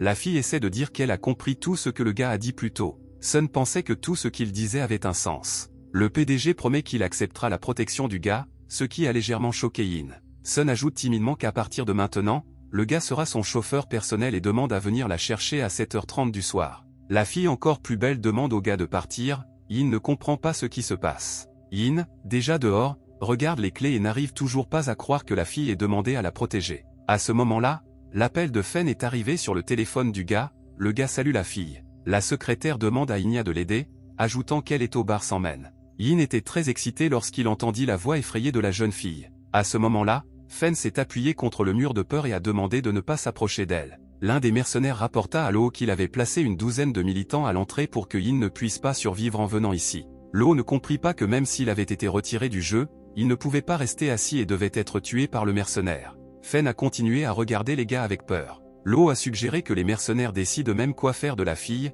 car il ne s'en souciait pas beaucoup. À ce moment-là, la voiture de Yin vole dans le bar et tout frappe durement le gars. Yin parvient à regarder Lo excité avec un visage sérieux. Lo a compris que le gars est arrivé assez vite. Yin était aussi sérieux que possible et maudissait tous ceux qui se trouvaient dans ce bar. Dans la tête de la jeune fille, l'un des mercenaires imagine une arme menaçant le bonhomme. Yin regardait ce qui se passait dans le bar avec les poings serrés. Yin se dirige calmement vers la foule. Le mercenaire qui détenait la jeune fille a continué à menacer de la tuer. Sans plus attendre, Yin tend la main devant elle, ce que les autres mercenaires n'ont pas du tout compris. Yin ajouta doucement que le mercenaire n'avait pas le droit de toucher la jeune fille. D'un léger mouvement, Yin commença à contrôler le fouet, coupant calmement la gorge des mercenaires. Fan était choqué et effrayé par les actions de Yin. Le gars court immédiatement vers la fille et lui couvre les yeux. Yin est simple, Fan n'a pas peur. Yin ajoute que la fille ne devrait pas avoir peur car il est à proximité. Les mercenaires restants attendaient les ordres du patron Luo. Luo a crié avec colère au reste des mercenaires d'ouvrir le feu sur Yin. Le type disparaît soudainement derrière le mur le plus proche. Yin fait asseoir la fille et lui demande de rester caché jusqu'à ce qu'il ait fini. Le type surgit de derrière le mur sous une pluie de coups de feu. Yin continue d'abattre facilement les mercenaires les uns après les autres. Le fouet parcourut la salle et coupa tous les mercenaires jusqu'à ce qu'il ne reste plus que Luo. Luo a continué à tirer et l'a exigé des autres mercenaires, voulant tuer Yin. Luo observe que Yin était déjà derrière lui. Yin a mis la lame d'un couteau sous la gorge du gars, ce à quoi il ne s'attendait pas du tout. Yin explique qu'à l'origine, le gars était censé rester en vie, mais tout a changé à cause de l'enlèvement de ses amis. Un instant plus tard, Yin sort en tenant Fan blessé dans ses bras. Les agents qui se trouvaient à l'extérieur lui ont immédiatement demandé de s'arrêter et de cesser de bouger, tout en pointant leurs armes sur lui. Yin note avec un sourire que les agents sont enfin arrivés et ils s'intéressent vraiment à sa surveillance secrète au quotidien. L'agent principal était étonné que le gars soit au courant de leur surveillance et décide quand même de tuer autant de personnes. L'agent ajoute que le gars est contre leur pays et qu'il doit les accompagner. Yin refuse immédiatement, car il n'a pas le temps pour ça. À ce moment-là, l'agent sentit quelque chose à côté de lui, ce qui le choqua énormément. L'agent lui a immédiatement saisi la gorge. Yin précise si les agents connaissent son identité ainsi que ses capacités. Yin se dirige vers la voiture en ajoutant qu'il n'a pas l'intention de leur apporter quoi que ce soit. Yin offre également une faveur pour leur travail. L'agent était étonné que le roi mercenaire lui-même leur promette une faveur. L'agent principal demande aux autres de le quitter car ce service est inestimable pour leur pays. 3 heures plus tard, Lo était déjà à la morgue, allongé sans âme sur la table. Le jeune frère Luo était indigné et submergé de chagrin par la perte de son frère. Mademoiselle Luo a également été indignée que 15 personnes, dont le deuxième frère, soient mortes. La jeune fille voulait venger son frère et tout mettre en œuvre pour découvrir qui était le tueur. Yin a ramené Fan à la maison et a continué à surveiller l'état de la jeune fille. La jeune fille avait du mal à s'endormir, mais elle avait toujours peur. Dans son rêve, Fan criait qu'elle ne voulait pas de ça. À ce moment-là, Fan sursaute de peur pour que personne ne l'approche. Yin suppose que la fille faisait juste un cauchemar. La jeune fille a pris Yin par la main et a expliqué que dans un rêve, elle avait été prise en otage et avait exigé sa vie. Le gars rassure Fan, car ce n'est qu'un rêve. Yin nota dans ses pensées qu'il a utilisé son véritable pouvoir à cause duquel la fille ressentait cela. le gars ne voulait plus y recourir à l'avenir. Le gars remarque une étrange inflammation au niveau du cou de la jeune fille. Yin prend l'outil et demande à la fille d'être patiente pendant un moment avant de l'aider. La jeune fille se tordit un peu de douleur. Après avoir fait une incision, un étrange insecte s'envole de là. Yin tue l'insecte d'un léger mouvement de la main, ne lui laissant aucune chance. L'insecte tombe impuissant au sol. Fen se demande ce que le gars a trouvé exactement sur son corps. Yin explique que c'est un insecte et qu'il s'agit en fait d'une plante mixte. Yin explique que la personne qui lui a fait ça avait de faibles compétences, mais que la fille faisait toujours des cauchemars. Yin aide la fille à s'allonger dans son lit. En la couvrant, le gars explique que Fan était impliqué dans tout ça à cause de lui. Yin décide de promettre à la jeune fille que rien ne lui arrivera la prochaine fois. Le lendemain, Yin quitte l'appartement. Un agent s'est tenu sur le seuil et a invité Yin à l'accompagner à une réunion. Yin accepte la réunion parce qu'il était vraiment curieux de savoir ce que l'agent voulait faire de lui. L'agent accompagne le gars à la succursale de Nansheng de l'agence. L'agent principal était étonné que la légende du mercenaire le plus puissant, surnommé Razor, soit chinoise. L'agent rappelle que dans le monde des mercenaires, il n'y a que 3 personnes les plus difficiles à atteindre. La légende ajoute que l'un d'eux est Yin, qui est aussi le roi des armes. Un agent avec une déclaration selon laquelle il est l'essentiel et que les Chinois susmentionnés s'intéressent à lui et veulent se lier d'amitié avec ce gars. Yin continue de regarder le téléphone et accepte un signe d'amitié de la part de l'agent, mais pour le moment, il ne peut pas l'aider. Yin a ajouté qu'il s'était lavé les mains dans un bol doré et avait éteint la bougie de la lampe de gloire. L'agent a déclaré que leur éclaireur avait récemment rapporté que l'organisation Monster Alliance avait presque détruit tous les mercenaires qui possédaient la lampe de gloire. L'agent conclut que le landa de Yin a également été brisé. Nagen a également ajouté qu'en renonçant à son statut de mercenaire, il pourrait les rejoindre. Avec un sourire, Yin se demande si l'agent doute qu'il soit le leader de cette organisation. Yin se lève de table et déclare qu'il doit dire au patron qu'il est prêt à quitter le monde des mercenaires. Yin, jetant ses mains derrière la tête, a ajouté qu'il ne voulait plus s'impliquer dans le monde des mercenaires. Yin retourne chez Fen et passe la soirée avec elle. La fille remercie le gars d'être resté avec elle aujourd'hui. Yin déclare avec un sourire qu'il est prêt à rester tous les jours si la fille cuisine si délicieusement.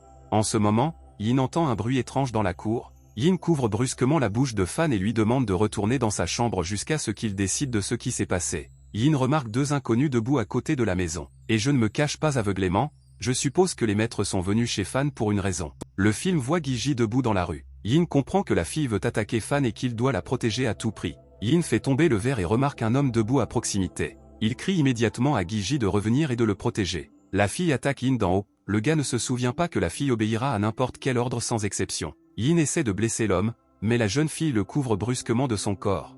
Yin décide de frapper avec sa main gauche, alors que la jeune fille ne s'y attendait pas. La fille arrête facilement le coup avec sa main tout en tenant le couteau du gars. La fille est emmenée par la main de Yin, empêchant la prochaine attaque du gars. Yin comprend que tout cela peut mal finir. À ce moment, Yin entend un son étrange. La fille saute immédiatement du gars sur le côté pour ne pas se faire toucher. Yin se rend compte que le Phantom Sniper fonctionne, fabriqué par le roi des armes spécialement pour lui. Yin suggère que la cible des attaquants n'est pas réellement Fan, mais lui-même. Il faut que Gigi se retire avec lui. Yin, réalisant que le sniper a de très mauvaises compétences, décide de s'approcher de l'homme. Yin peut le tuer, alors il ne devrait pas penser qu'il reviendra vivant. Yin remarque que le souffle du tireur d'élite a disparu, je suppose que c'est clairement un lâche. Yin appelle immédiatement le capitaine Mu et lui demande de trouver une personne. Le lendemain, Yin retourne au bureau parce que Som l'a rappelé. Le gars entre dans le bureau des filles, Sun pose des questions sur l'attaque d'hier soir. Yin avec un sourire demande de ne pas s'inquiéter pour lui car il est un maître en médecine et a pris 2 séries de médicaments,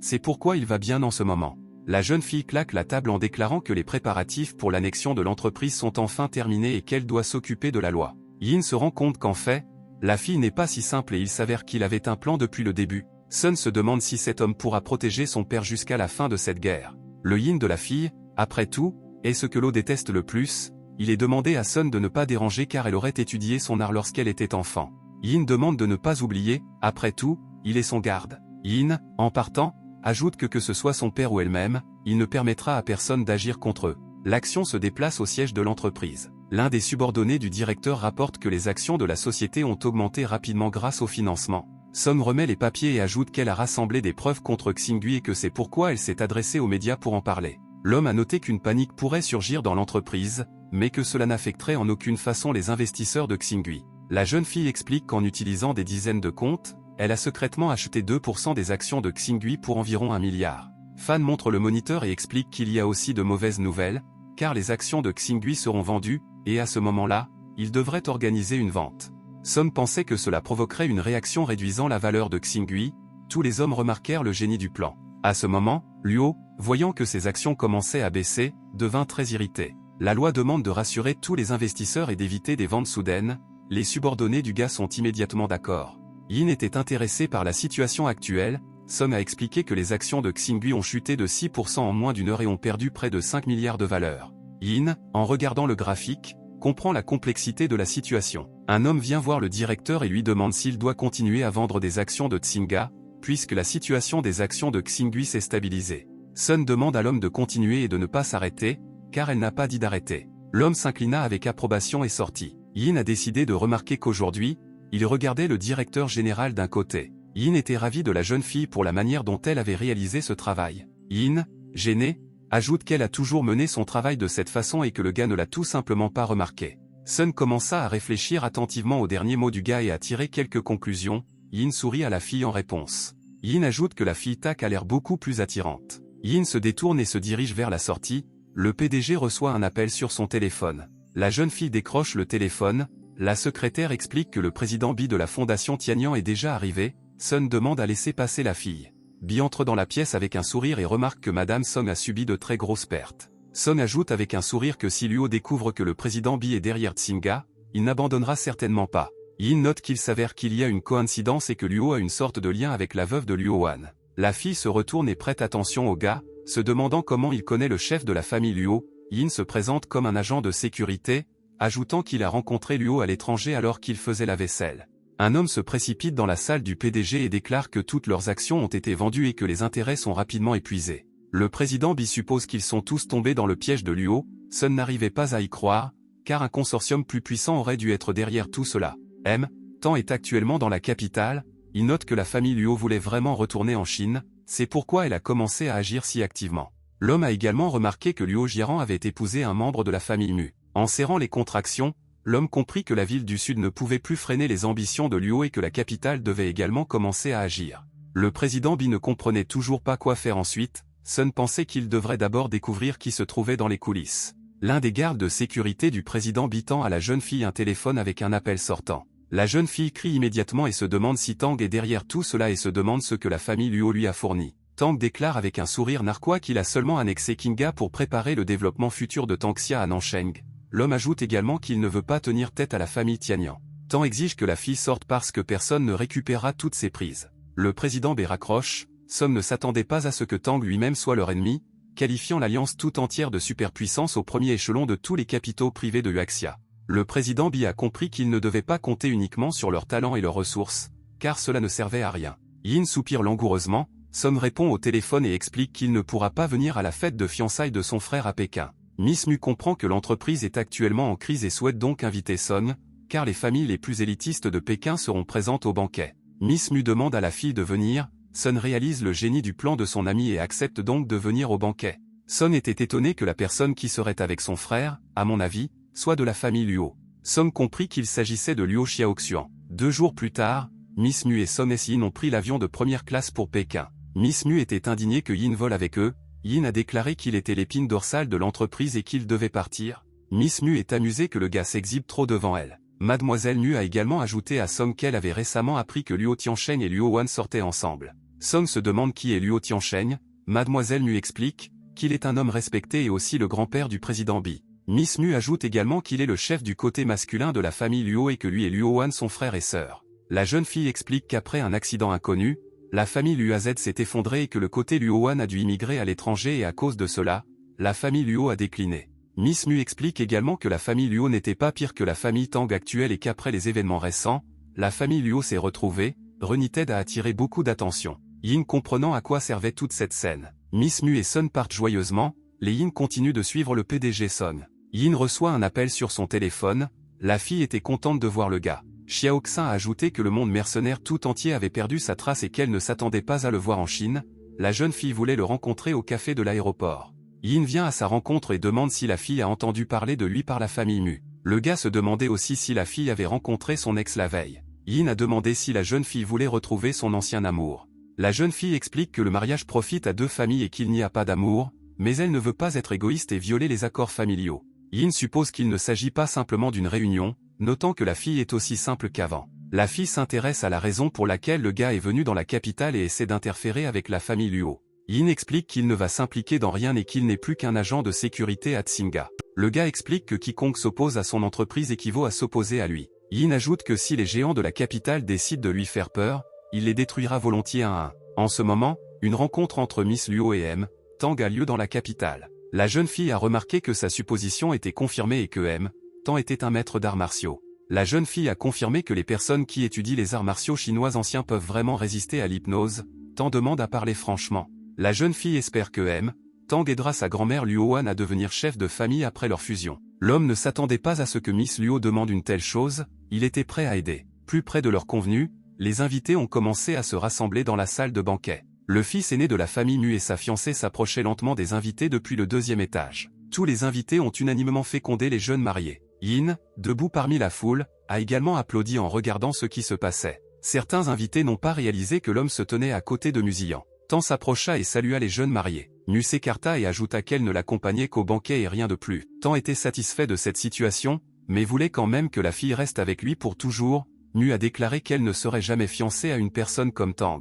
Miss Mu se retourne et part parce qu'elle est fatiguée et veut se reposer. L'un des subordonnés de Tang passe et rapporte que tout est prêt. Alors que toutes les grandes familles de la capitale étaient liées aux fiançailles, une conspiration se déroulait secrètement contre la famille Luo. Le président Bi et son grand-père voyageaient en voiture. La jeune fille était indignée et a déclaré que Luohan ne devrait pas compter sur la fusion des deux familles. Luo Tianchen explique que les années ont fait des ravages et que la haine entre les hommes et les femmes est passée. À ce moment, quelqu'un coupe la voiture de la famille Luo. La voiture de la famille Luo se renverse. La deuxième voiture avec sécurité a constaté que les choses allaient mal et la tête a été attaquée. Luo Tianchen et sa petite-fille ont réussi à s'en sortir. L'un des gardiens a rapporté au téléphone que le chef de leur maison avait été attaqué. Pour le moment, ce sont des bandits inconnus. La sécurité exige que Miss B lui enlève la tête pendant qu'elle appréhende les bandits. À ce moment, Yin remarqua qu'aucune femme de la famille Luo n'était présente au banquet, même si la salle entière était remplie de personnes d'autres familles. Yin remarque également le chef de la famille Mu, Mu Yuanzeng. Mu se demande si Miss Luohan reste. Mademoiselle Luo prend le micro et déclare que sa grand-mère s'est évanouie à la maison et que le médecin de famille l'a aidée, mais que sa grand-mère ne peut toujours pas assister au banquet.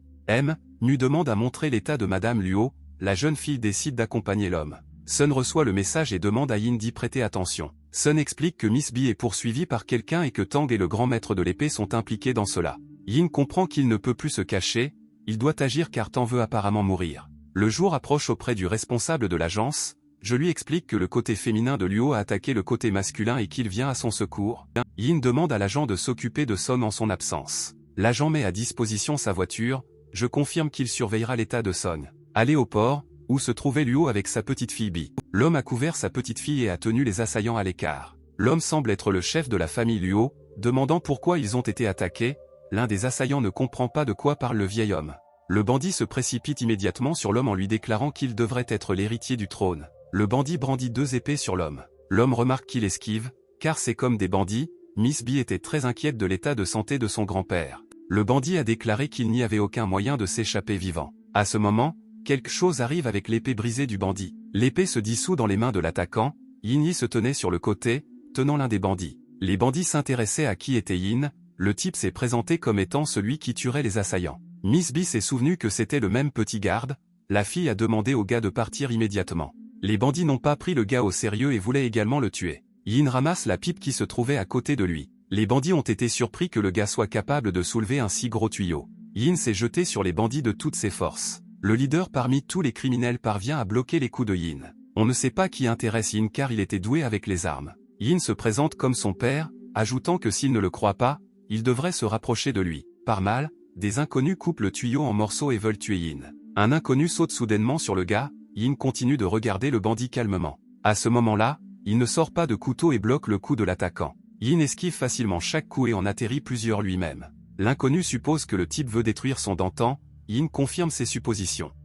Luo comprend que pendant tout ce temps, Yin essayait de bloquer les poings de l'attaquant. À ce moment, Tang rapporte que toutes les personnes envoyées ont été tuées et que Luo et sa petite fille ont été sauvés. Tang ne pouvait pas croire ce qu'il entendait, car c'étaient des mercenaires de première classe. Tang a déclaré au téléphone que personne ne l'empêcherait d'annexer la famille Luo et que si quelqu'un d'autre interférait avec lui, il le tuerait. À ce moment, déjà assis dans la voiture, un appel arrive sur le téléphone de Yin. L'agent explique que Miss Song a disparu et qu'il n'a pas tenu ses promesses. Le gars se demande ce qui s'est passé.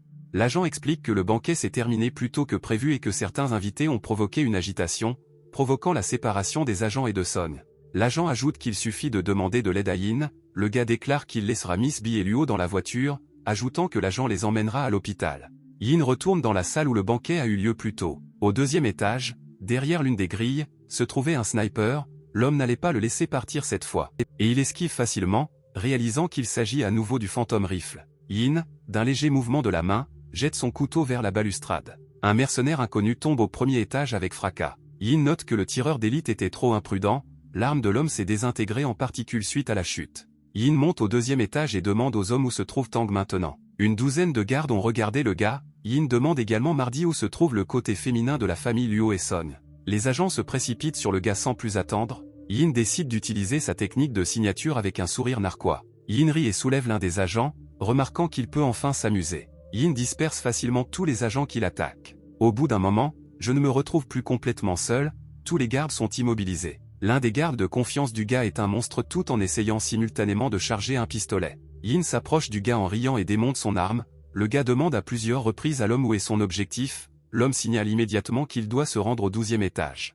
Assis dans la pièce, Tang remarqua que l'extérieur était devenu assez calme, suggérant que les invités non invités avaient été tués.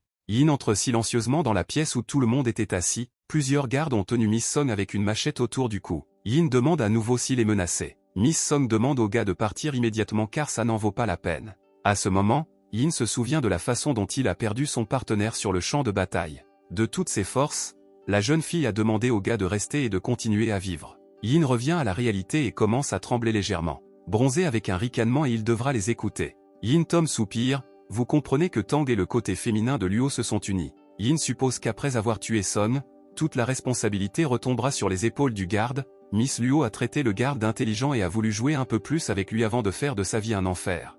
Yin déclare que dans ce monde il n'y a personne qui puisse lui faire peur et tire immédiatement vers Son.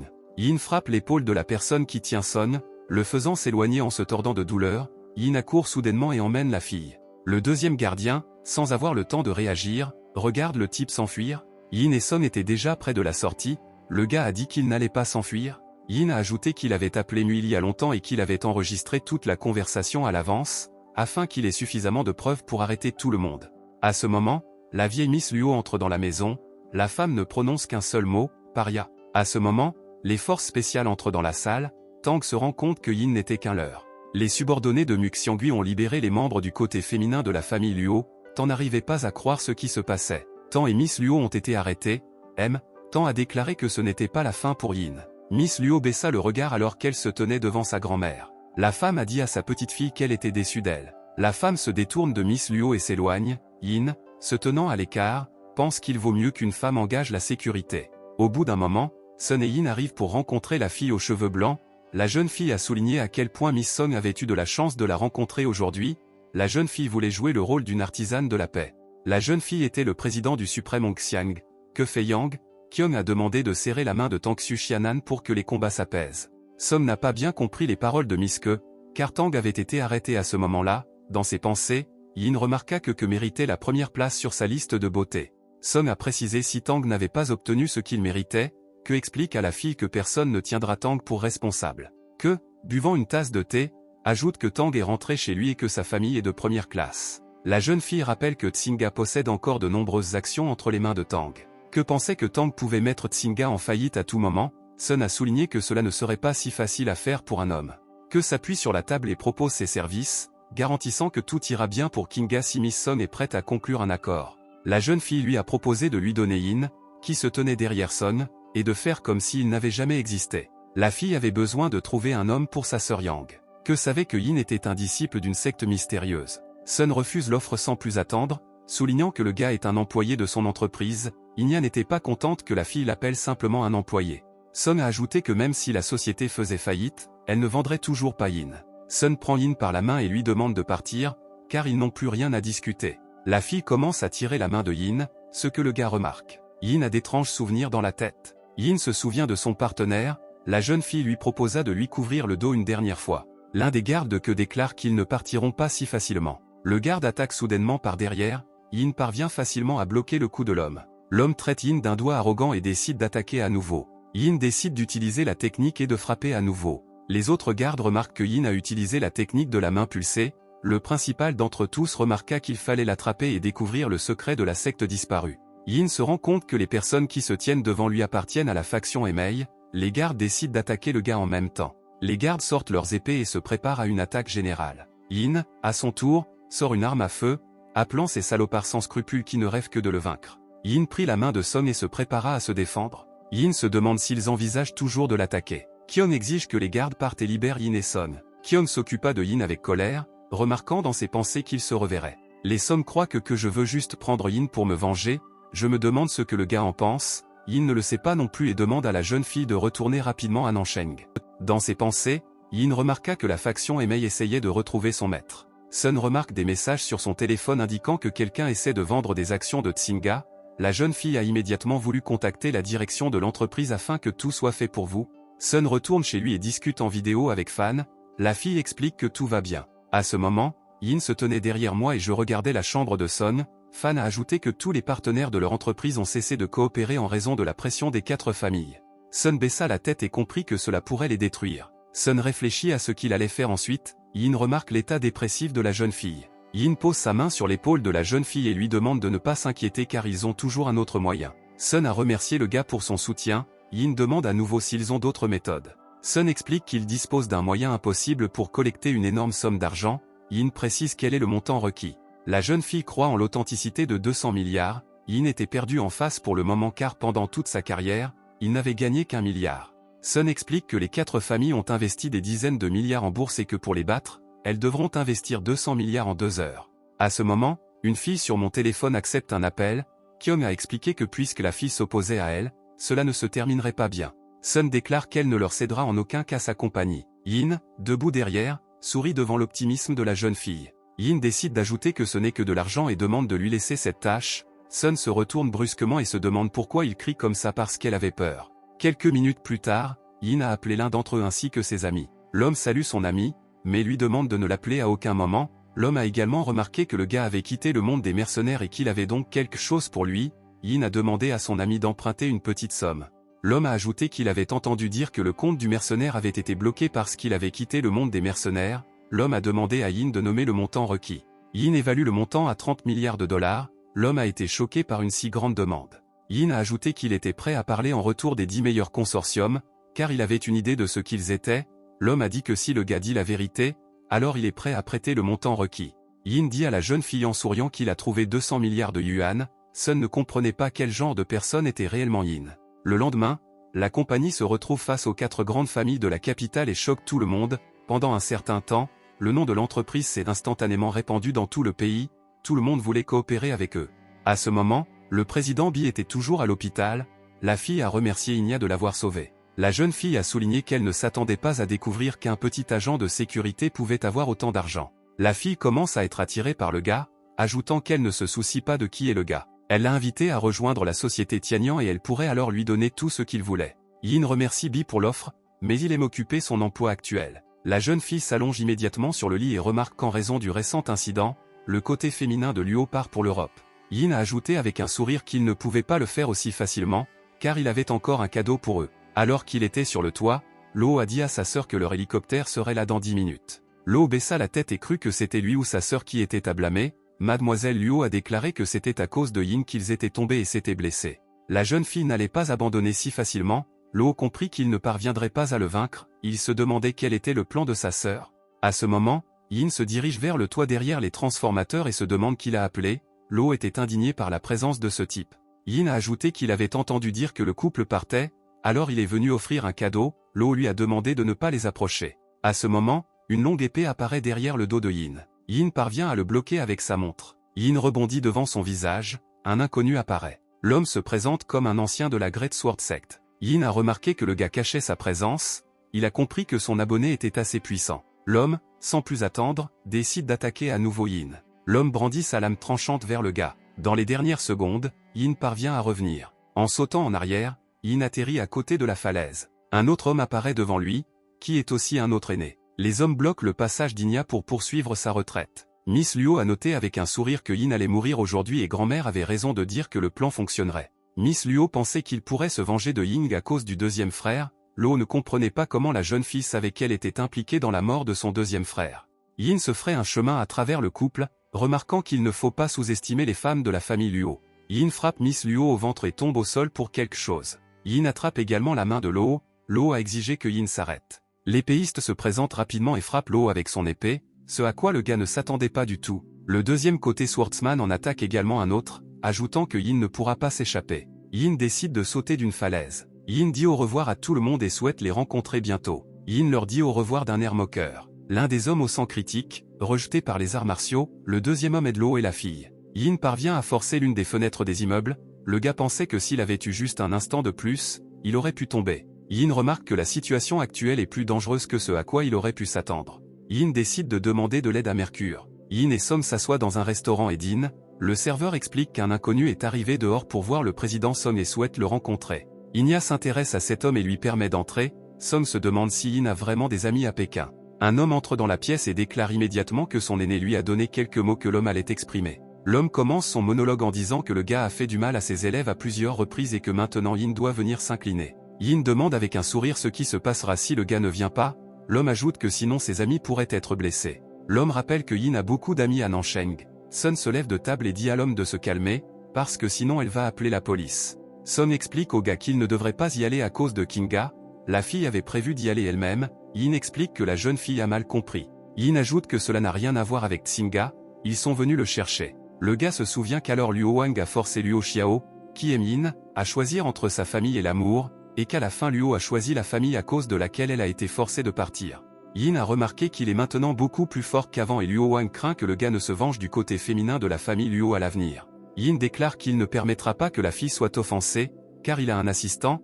La jeune fille ne comprenait pas de quel assistant elle parlait. Yin ajoute que son assistant arrivera bientôt. À ce moment, un mec à la mode entre dans le hall et salue son vieil ami. Yin donne un coup de pied au gars et déclare qu'il prend trop de temps. Le gars arrive ensuite et demande à Yin de lui pardonner, car c'était vraiment difficile pour lui de trouver un gars. Le gars se demande pourquoi Yin est parti la dernière fois qu'ils se sont rencontrés et n'a plus écrit. Yin demande au gars de décrocher, parce qu'il déteste être pris dans ses bras.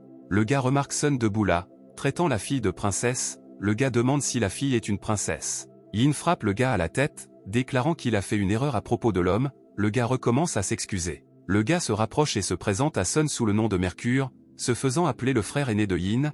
La fille salue également le gars et se présente par son nom. Yin demande l'aide de cette Mercure pour une question. Le gars déclare qu'il est prêt à traverser des moments difficiles pour Yin. Mercury lui rappelle qu'il ne dépend pas de sa famille et qu'il est prêt à l'aider personnellement. Yin ajoute qu'il comprend les difficultés de cet homme. Yin déclare qu'il peut temporairement utiliser l'argent de Tsinga comme garantie. Le gars propose de payer pour le travail effectué, ainsi qu'un chemin de fer en Afrique australe. Mercury se souvient qu'il suppliait constamment le gars, mais il ne lui donnait pas le chemin de fer. Le gars demande à laisser ça à sa famille. Le lendemain, Mercure salue à nouveau Yin et constate que tout était prêt à sa demande. Mercury a noté qu'après avoir quitté le monde des mercenaires, il n'a pas pu retrouver le gars pendant longtemps, et si le gars veut le faire, alors tous les mercenaires connaîtront l'emplacement de Yin. Yin a noté que son identité avait été révélée après avoir rencontré le côté féminin de la famille Luo. Yin se dirige lentement vers la secte en montant les marches. À la tête de la secte se trouvait un maître. L'homme appelait Yin un gamin qui avait osé prendre rendez-vous avec lui. L'homme a exigé que le gars baisse la tête pour toutes ses erreurs. Yin ne comprend pas pourquoi l'homme a commencé à lui crier dessus si fort. L'homme, sans attendre, attaque immédiatement le gars. À ce moment, une fusée vole vers la secte, ce qui est remarqué par le reste des membres de la secte. Il y eut un grand fracas derrière le capitaine, suivi d'un nuage de fumée. À ce moment, l'un des mercenaires apprend que Razor se trouve actuellement en Chine. La femme déclare au téléphone qu'elle a vu Razor de ses propres yeux. L'homme aux cheveux verts remercie la femme pour l'information, ajoutant qu'une fois que la société le saura, beaucoup voudront venir en Chine. La fille qui se tient derrière le mercenaire se demande si le gars va en parler à tout le monde, car les cœurs et les esprits de l'Alliance des démons seront en attente de cela. L'homme a remarqué que la jeune fille était auparavant amoureuse du rasoir. La jeune fille a déclaré que tôt ou tard, elle et le rasoir seraient apprivoisés comme le mercenaire. À ce stade, Yin a continué à se battre en utilisant des bombes fumigènes. Yin a traité son adversaire d'impudent et a continué à lui lancer des couteaux. En un instant, Yin sort une arme et vise l'homme. L'homme était étonné de ce résultat, il ne pouvait même pas bouger. À ce moment, le chef de la Great Sword Sect s'approche de lui et coupe la balle en deux. Yin était étonné que l'épéiste soit capable de couper la balle si facilement. Tous les sectaires remarquèrent l'arrivée de leur chef. L'homme n'avait pas l'air indigné par la dévastation survenue en son absence. L'homme demande ce qui s'est passé pendant la retraite et pourquoi les portes de la montagne sont devenues ainsi. Tous les sectaires décident immédiatement de blâmer Yin pour ce qui s'est passé. Après tout, c'est le gars qui a fait sauter le portail. L'homme sort sa lame et décide d'expier sa culpabilité avec son sang. Yin, ne voulant pas continuer à écouter le long monologue, réplique. Le maître esquive immédiatement la balle tout en coupant simultanément les autres pour réduire la distance. L'homme s'approche suffisamment pour frapper. Yin remarqua que le chef de la secte était vraiment fort. Le maître décide d'utiliser sa technique sur le gars. Yin se rend compte qu'il était incapable de repousser avec sa technique. Le maître appelle la technique du gars une main palpitante, parlant également de sa technique Yin Gang. Yin décide de continuer à fuir l'homme, car il était effrayé par le pouvoir du chef de la secte. L'homme ne voulait pas le laisser partir, alors il a essayé de l'attaquer par derrière. Yin bloque le coup de l'homme au dernier moment. Yin commence immédiatement à saigner de la bouche. Une pluie de balles s'abat sur l'homme, le faisant reculer d'un pas. L'homme demande à Yin de lui dire où se trouve le vieil homme Yin Gang. La pluie de balles a continué de s'abattre sur l'homme, le faisant progressivement reculer. Le frère aîné est venu en aide à Yin et l'a aidé à se relever et à s'enfuir de la forêt. L'aide est arrivée au chef de la secte et voulait l'aider à vaincre Yin. Le frère de Yin décide d'activer les explosifs préparés à l'avance, provoquant une explosion. Le chef de la secte était indigné, car la plupart de ses subordonnés souffraient. L'action se déplace vers la branche de la sécurité nationale de Nancheng. L'agent a expliqué que Yin s'était enfui à Nancheng et que c'était la raison pour laquelle il était ici. À ce moment, un shuriken vole par derrière, ce à quoi l'un des ouvriers a immédiatement réagi. L'homme sort une arme à feu et commence à menacer l'inconnu. L'inconnu se transforme rarement en journal. L'agent se rend compte qu'il s'agissait d'une technique d'usurpation d'identité d'une nation insulaire. Tous les agents se méfient immédiatement de l'idée d'aider le chef. L'homme demande à l'agent blessé d'être transporté immédiatement à l'hôpital. Yin appelle son maître et lui explique qu'il a des problèmes. Holman Yin déclare qu'il est très occupé en ce moment. Yin explique qu'il a rencontré plusieurs sectes qui souhaitent obtenir ses techniques. Le vieil homme ajoute que s'il quitte la montagne, la peau de tous les cultistes le démangera.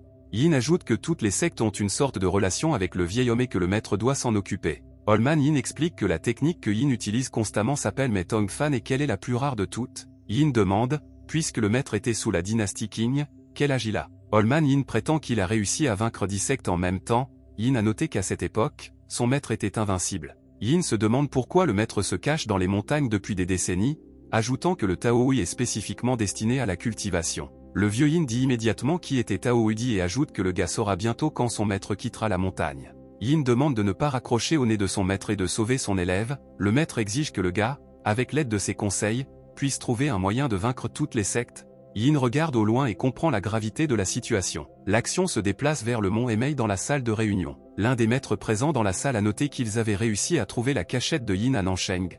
Les hommes prévoyaient de lui envoyer des disciples d'élite de diverses sectes. L'un des maîtres précise si Yin est réellement un élève de la secte mais. Le grand maître de l'épée confirme, expliquant qu'il a personnellement combattu Yin et ne peut laisser aucun doute. Miss Luo pensait que la Great Sword Sect avait donné au gars l'opportunité de se préparer, ce qui n'était pas la meilleure décision. La femme a déclaré qu'ensemble, leurs 10 sectes seraient certainement capables d'attraper Yin. À ce moment, Yin se battait avec une inconnue dans la rue. Yin se demandait ce que la fille faisait ici. La fille a baissé son écharpe et a salué le gars. La fille a réussi à découvrir où se trouvait Yin. La jeune fille lui saisit l'épaule. Yin voulait savoir si cela faisait trop mal. La jeune fille a expliqué que la balle avait touché l'épaule mais pas l'os. Yin se rapproche et lui rappelle que la fille était auparavant tout pour lui. Le gars avait prévu de garder la fille avec lui, car il aurait toujours besoin de l'aide de la fille. Yin embrasse la fille en lui demandant de quitter le monde des mercenaires avec lui. À ce moment, une voiture chère arrive sur le seuil de la maison d'où apparaît un talon rouge. Que sort de la voiture et le remarque, que même si Yin avait une chance, il ne pourrait pas s'envoler maintenant. Note Yin, que le moment est venu et que les mercenaires sont déjà arrivés. Un grand nombre de mercenaires se sont rassemblés près de l'entrée de l'appartement du gars et ont regardé Yin attentivement. Tous les mercenaires commencèrent à se présenter un par un. Les mercenaires étaient issus de familles différentes et ils voulaient tous se venger du type pour diverses insultes. Dao, qui était le plus proche, se qualifiait de grande épée et voulait se venger de ce type plus que quiconque. Yin a remarqué que le gars était une grande épée et savait comment intimider, mais le gars avait prévu de faire exploser à nouveau leur porte. L'homme n'a pas cru les paroles du gars, il a exigé qu'il arrête de bluffer, car Yin n'avait même pas d'arme avec lui. Kyung a remarqué que depuis que le gars avait ruiné la porte d'une manière ignoble, il avait violé les règles des arts martiaux chinois. La fille a invité le gars à revenir et à se retirer avec eux. À ce moment-là, l'ami de Yin veut attaquer la fille qui la volait. Yin demande à la fille de se calmer. Yin murmure à la fille qu'elle devrait se rendre à l'adresse et tout dire à Mercure. La jeune fille disparaît en un instant et part immédiatement en mission. Kyung décide de laisser partir la fille, car c'était Yin qui s'intéressait à elle. Le maître de l'épée décide d'être le premier à tester de quoi le gars est capable. L'homme dégaine son épée et attaque le Yin non armé. À ce moment, dans l'un des bâtiments, le vieux Yin termine une autre partie et décide de rentrer chez lui. Le vieil homme Yin a remarqué qu'il avait très honte de ce type. Le vieil homme Yin s'est rendu compte qu'il n'était pas descendu de la montagne depuis environ plusieurs décennies. Old Man Yin voulait rappeler à tous la défaite finale de toutes les sectes. À ce stade, Yin a continué à combattre divers mercenaires en même temps. Yin sort son couteau et commence à essayer de poignarder les ennemis proches. L'un des mercenaires décide d'utiliser Dayan Kan, l'île aux épines de Yin. À son tour, Yin applique également Dayan Kan, île des épines, à tous les mercenaires. Le mercenaire qui possédait cette technique fut grandement étonné par cette situation. L'homme ne comprenait pas comment Yin connaissait la technique de sa secte. Yin a noté dans ses pensées que dès sa petite enfance, il avait étudié les techniques de différentes sectes et cela n'était pas surprenant. Le gars se rapprochait de plus en plus de Kion. Yin a ajouté que la fille l'avait dérangé à plusieurs reprises et que maintenant le gars voulait se venger. Yin essaie de frapper la fille, que parvient à bloquer le coup avec sa lame. À ce moment, plusieurs autres mercenaires l'attaquent depuis le dos de Yin. Yin se retourne brusquement et s'occupe des mercenaires attaquants. Le mercenaire allongé à ses pieds a essayé de dire à Yin qu'il n'avait pas le droit de tuer car elle était la fille du chef de la faction Emei. Yin prend la fille par le col et ne comprend pas quel est le problème, la fille est la fille du chef d'Emei. Yin pensait que la faction Emei n'était qu'un faux et que le gars prévoyait de se débarrasser d'Emei pour évacuer sa colère. À ce moment, Old Man Yin atteint la porte de la secte. Le chef de la secte ne comprenait pas comment le vieil homme osait se tenir devant lui. Old Man Yin suggère que toutes les sectes se sont unies pour intimider son disciple. L'homme avait prévu d'aider son élève. Le chef de la secte a déclaré qu'il jouait simplement avec le disciple du vieil homme Yin afin de l'attirer. Le chef de la secte des 5 poisons déclare que c'est aujourd'hui que Old Man Yin va mourir. Tous les mercenaires se sont alignés derrière le chef de la secte des 5 poisons. Toutes les sectes étaient prêtes à attaquer le grand vieil homme Yin en même temps. Le chef de la Great Sword secte décide d'attaquer avec son couteau avec son doigt. Le vieil homme Yin applique calmement sa main palpitante. Old Man Yin repousse facilement l'attaque du chef de la secte. Yin a fait remarquer avec moquerie qu'à 70 ans, la tête avait un pas de retard, mais qu'après 10 ans, il avait maintenant 3 pas de retard. Le chef des grandes épées était très en colère contre un tel manque de respect envers lui-même. L'homme brûlait de colère d'être au centre de tous les mercenaires. Le chef des grands épéistes décide d'utiliser sa capacité. À ce moment, de petites brindilles enlèvent un à un les couteaux de tous les mercenaires. Les hommes envoient simultanément de nombreuses épées vers Old Man Yin. Le chef des grandes épées a noté que c'était aujourd'hui que le vieil homme Yin devait être tué. Une forte explosion s'est produite à l'endroit où se tenait Old Man Yin. Old Man Yin atterrit sur l'un des toits derrière le chapitre. Le chef a noté que Old Man Yin utilisait Teji Chanton. Le vieil homme Yin a continué à se battre avec la tête des grandes épées. À ce moment-là, la tête crache soudain du sang, c'est pourquoi il décide de se couvrir la bouche. Le chef des 5 poisons ne voulait pas non plus rester les bras croisés et décide d'attaquer Yin au même moment. La jeune fille attaque le vieil homme Yin alors qu'il se tient insouciant devant eux. Old Man Yin commence à s'occuper des mercenaires un par un. Old Man Yin déclare qu'il avait auparavant divisé la famille Luo en deux et que l'homme les avait avertis de ne pas retourner en Chine. Old Man Yin suggère que le gars a des problèmes de mémoire. Old Man Yin est le seul à rester debout. L'homme déclare que s'il décide de continuer, il fera exploser toute la secte à coups de roquettes. À ce moment, un type monte au sommet et annonce que le service de sécurité est arrivé. La jeune fille au sol pensait que le gars ne pourrait pas résister après l'arrivée de la police. Toutes les forces spéciales continuent d'encercler la Great Sword Sect. Les hommes décident d'arrêter toutes les personnes présentes. L'homme commande, attraper la fille et ses élèves. L'agent soupçonne que la femme pourrait avoir des contacts avec des personnes situées derrière la frontière. L'agent salue également le vieil homme Yin. L'agent a ajouté qu'un de ses anciens amis rencontrait actuellement des problèmes. Yin se souvient de la première rencontre avec le vieil homme, lorsqu'ils ont attaqué l'inconnu. Il y avait un fort écran de fumée sur le champ de bataille. Les hommes ont exigé que l'homme ne bouge pas, sinon ils étaient prêts à tirer sur l'inconnu. Un homme émerge d'un nuage de fumée lui demandant d'aller plus loin dans la forêt pour chercher du bois de chauffage. L'homme a emmené tout le régiment dans un endroit sûr et leur a donné à manger. L'homme a longtemps entraîné les hommes et leur a appris quelques techniques pour survivre sur le champ de bataille. L'homme était étonné que parmi le personnel militaire, il y ait un gars qui deviendrait le maréchal fondateur. Old Man Yin termine son histoire en ajoutant que pendant que l'homme est autour de Yin, pas besoin de s'inquiéter pour la sécurité. Yin dit avec un sourire qu'il ne pense pas que le maître ait vraiment ce genre de soutien. Le gars se demandait pourquoi le vieil homme était parti. L'homme explique qu'il a en fait une sœur aînée qui a hérité de 80% de ses capacités tandis que lui en a hérité d'au moins 10%. Yin, essayant de refroidir le thé, se demande où est sa sœur en ce moment. L'homme au visage sérieux déclare qu'il l'a déjà tuée. Old Man Yin déclare qu'il se sent toujours mal à l'aise après avoir récupéré le gars. L'homme place le livre devant Yin, expliquant qu'il s'agit d'un livre avec des compétences pour lesquelles le gars est très mauvais. L'homme propose au gars de continuer à s'entraîner ou de revenir vers lui sur la montagne. Yin note dans ses pensées qu'elle n'envisage plus de retourner dans les montagnes. Les actions sont transférées au siège de l'entreprise. Yin salue tous les travailleurs, le chef de la sécurité n'était pas moins heureux de voir son adjoint. Le patron de Lee demande au gars de se rendre immédiatement au bureau du PDG. Yin frappe à la porte puis entre dans le bureau de la fille. Song a souligné que Yin est un actionnaire majeur et qu'il devrait choisir cela pour son poste. Le gars ne voulait pas que quiconque soit au courant de ses activités. Yin prend la fille par le menton, notant que puisqu'il est garde du corps personnel, il demande à mettre son bureau dans le bureau de la fille. Après un moment, Yin s'assoit sur sa toute nouvelle chaise et remarque cela. Yin était heureux d'avoir une telle table, car maintenant il était vraiment à l'aise. Sun, assis au loin, a remercié le gars pour le travail accompli, car ils étaient désormais devenus une entreprise indépendante. La jeune fille explique qu'ils ont maintenant besoin d'une nouvelle secrétaire.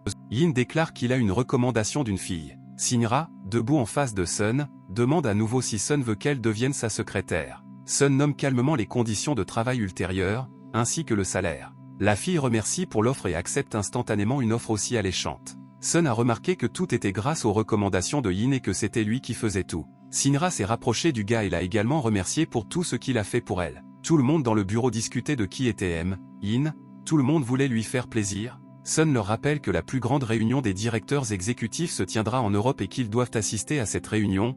La jeune fille est gentiment d'accord avec le directeur général. Yin entend également cela et décide d'accompagner les filles. Yin décide d'arrêter Sinra et explique le danger d'être en Europe. La jeune fille explique qu'elle en est consciente. Sinra remercie encore Yin pour ce service si aimable. Le lendemain, l'avion, accompagné de Yin Son et Sinra, part en première classe pour l'Europe.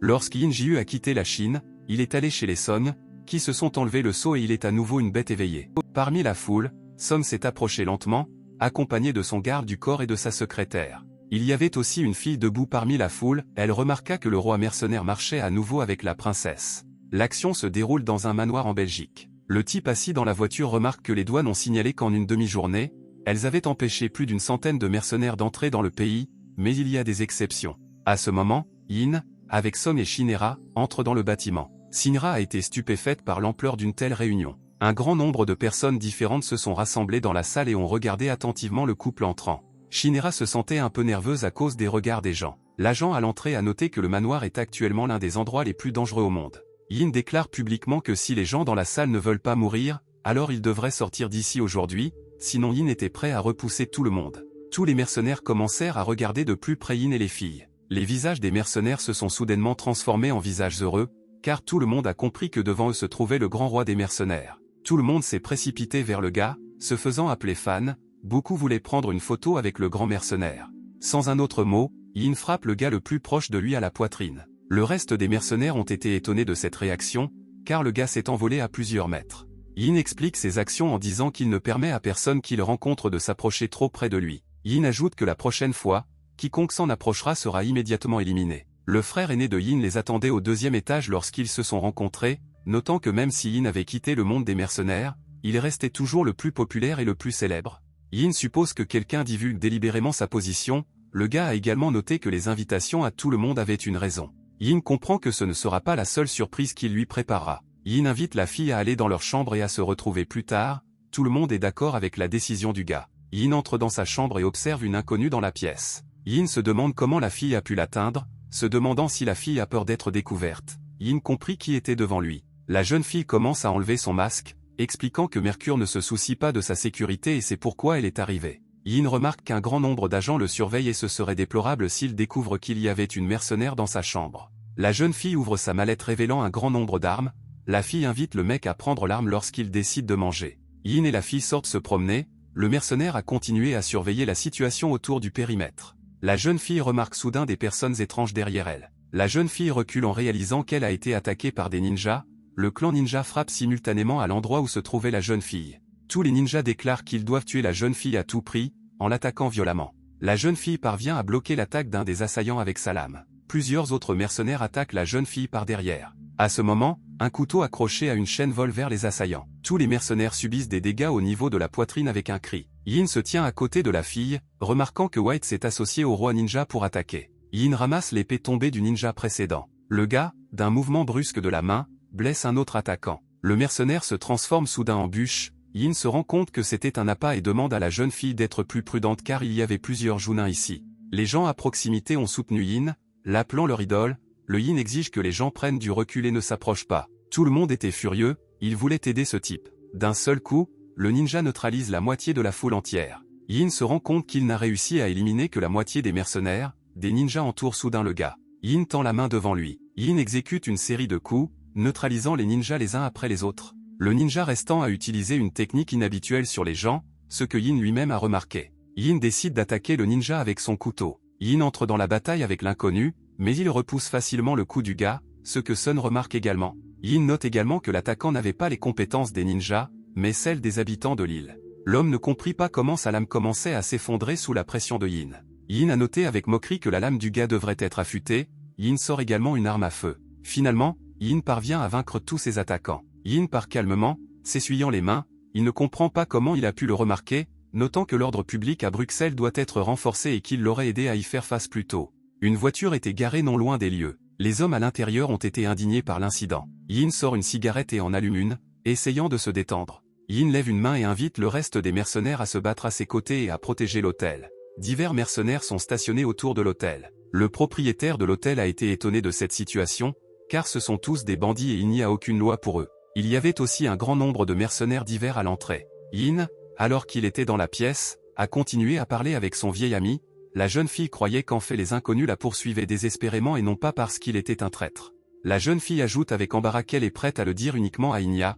La fille compte que le ninja et lui ont traversé l'océan pour étudier les arts martiaux. La jeune fille ajoute qu'ils ont rapidement réussi à découvrir l'origine et à découvrir tous les secrets. Yin souligne qu'il s'agissait d'une histoire démodée sur une beauté sauvant un héros. Yin croyait que la femme avait sauvé les Japonais et tué de nombreux pratiquants chinois. La jeune fille a ajouté que la femme avait piégé Fuzan et mis le maître en colère. Yin se demande ce qui s'est passé ensuite dans cette histoire. Yin se rend compte que les ancêtres et Jia ont personnellement divisé le parchemin en deux parties. À ce moment-là, des inconnus ont frappé à la porte, se présentant comme des policiers. Yin se dirige vers la sortie, déclarant qu'il rendra et Jia est responsable de tout ce qui s'est passé. Tous les principaux mercenaires se rassemblent dans la salle, ce que Yin lui-même remarque. Le propriétaire de l'hôtel déclare à la police qu'il a été très effrayé par ce qui s'est passé. Le frère aîné de Yin, debout derrière, remarqua une odeur féminine provenant de Yin. Sinra a également senti la femelle à l'ouest de Yin, le traitant de pervers. Yin essaie de nier cela, affirmant que sous la douche, il a utilisé du parfum de l'hôtel, car il a passé tout son temps dans la chambre et n'a pas pu trouver la fille. Ayant fini de s'excuser, Yin frappe de toutes ses forces son frère aîné sur la joue. À ce moment, un inconnu s'approche par derrière et lui demande de ne pas aller trop loin, car il n'a pas peur de se changer. L'homme touche l'épaule de Yin, ajoutant que leur place est la tâche immédiate de Yin. Yin se retourne brusquement, prêtant attention à l'inconnu. Sans plus tarder, Yin frappe le gars au ventre, l'envoyant voler contre le mur. L'homme atterrit brusquement, le dos contre le mur, faisant sortir du sang de sa bouche. Tous les policiers encerclent soudain Yin, exigeant qu'il se rende immédiatement. Un inconnu demande aux policiers de déposer les armes. Yin soulève le gars, l'homme espère que la coopération de la police ne causera pas de problème. En ce moment, une luxueuse villa se dresse sur une île déserte. Un homme était assis sur le canapé, regardant la télévision et étudiant les dernières nouvelles. L'homme a noté qu'il n'avait pas vu Yin depuis quelques années et que c'était un cadeau pour lui. L'homme décide immédiatement d'appeler le gars. Yin décroche le téléphone avec perplexité, l'homme lui demande de ne pas oser raccrocher. L'homme nota avec un sourire qu'il savait où se trouvait Yin à ce moment-là.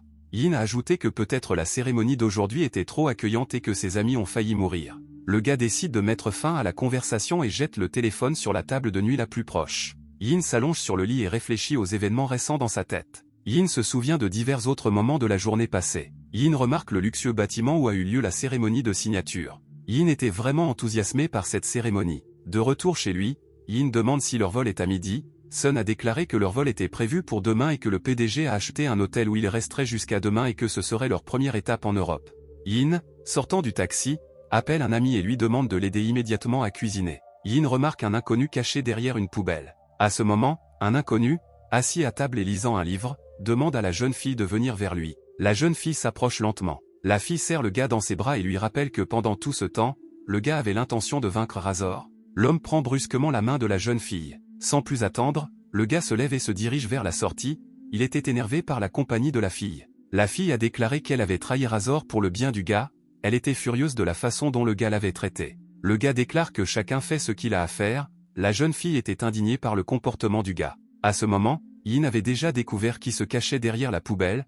Prenant la jeune fille par la natte, il exigea que les autres sortent aussi. Tous les trois, debout devant Yin, décident de se présenter en se faisant appeler Fan. À ce moment, Yin lâche facilement sa lame vers le visage de la jeune fille, faisant tomber ses cheveux de sa frange. Yin rend brusquement le couteau de sa main. En tapotant la tête de la jeune fille, il explique que dans le monde réel des mercenaires, tout cela se passe dans la vie et que ce n'est pas le meilleur jeu pour les enfants. Un appel arrive sur le téléphone de Yin, l'obligeant à s'écarter pour parler. Yin continue de vaquer à ses affaires. La fille attrape le gars par la main et demande à Yin de lui apprendre des compétences si magistrales que la fille voulait aller avec le gars. Yin déclare qu'il est très difficile de devenir ses élèves et que les enfants devront d'abord passer un test difficile. L'action se déplacera dans les rues centrales de Bruxelles. Yin, étant sur le toit, a remarqué au téléphone que tout était prêt et qu'ils étaient prêts à commencer à mettre en œuvre le plan. À ce moment, un petit éclair se produit dans le ciel. De nombreuses fusées commencent à voler dans une direction donnée. Une puissante explosion a été entendue dans l'un des gratte-ciel, provoquant la montée d'une grosse boule de fumée dans les airs.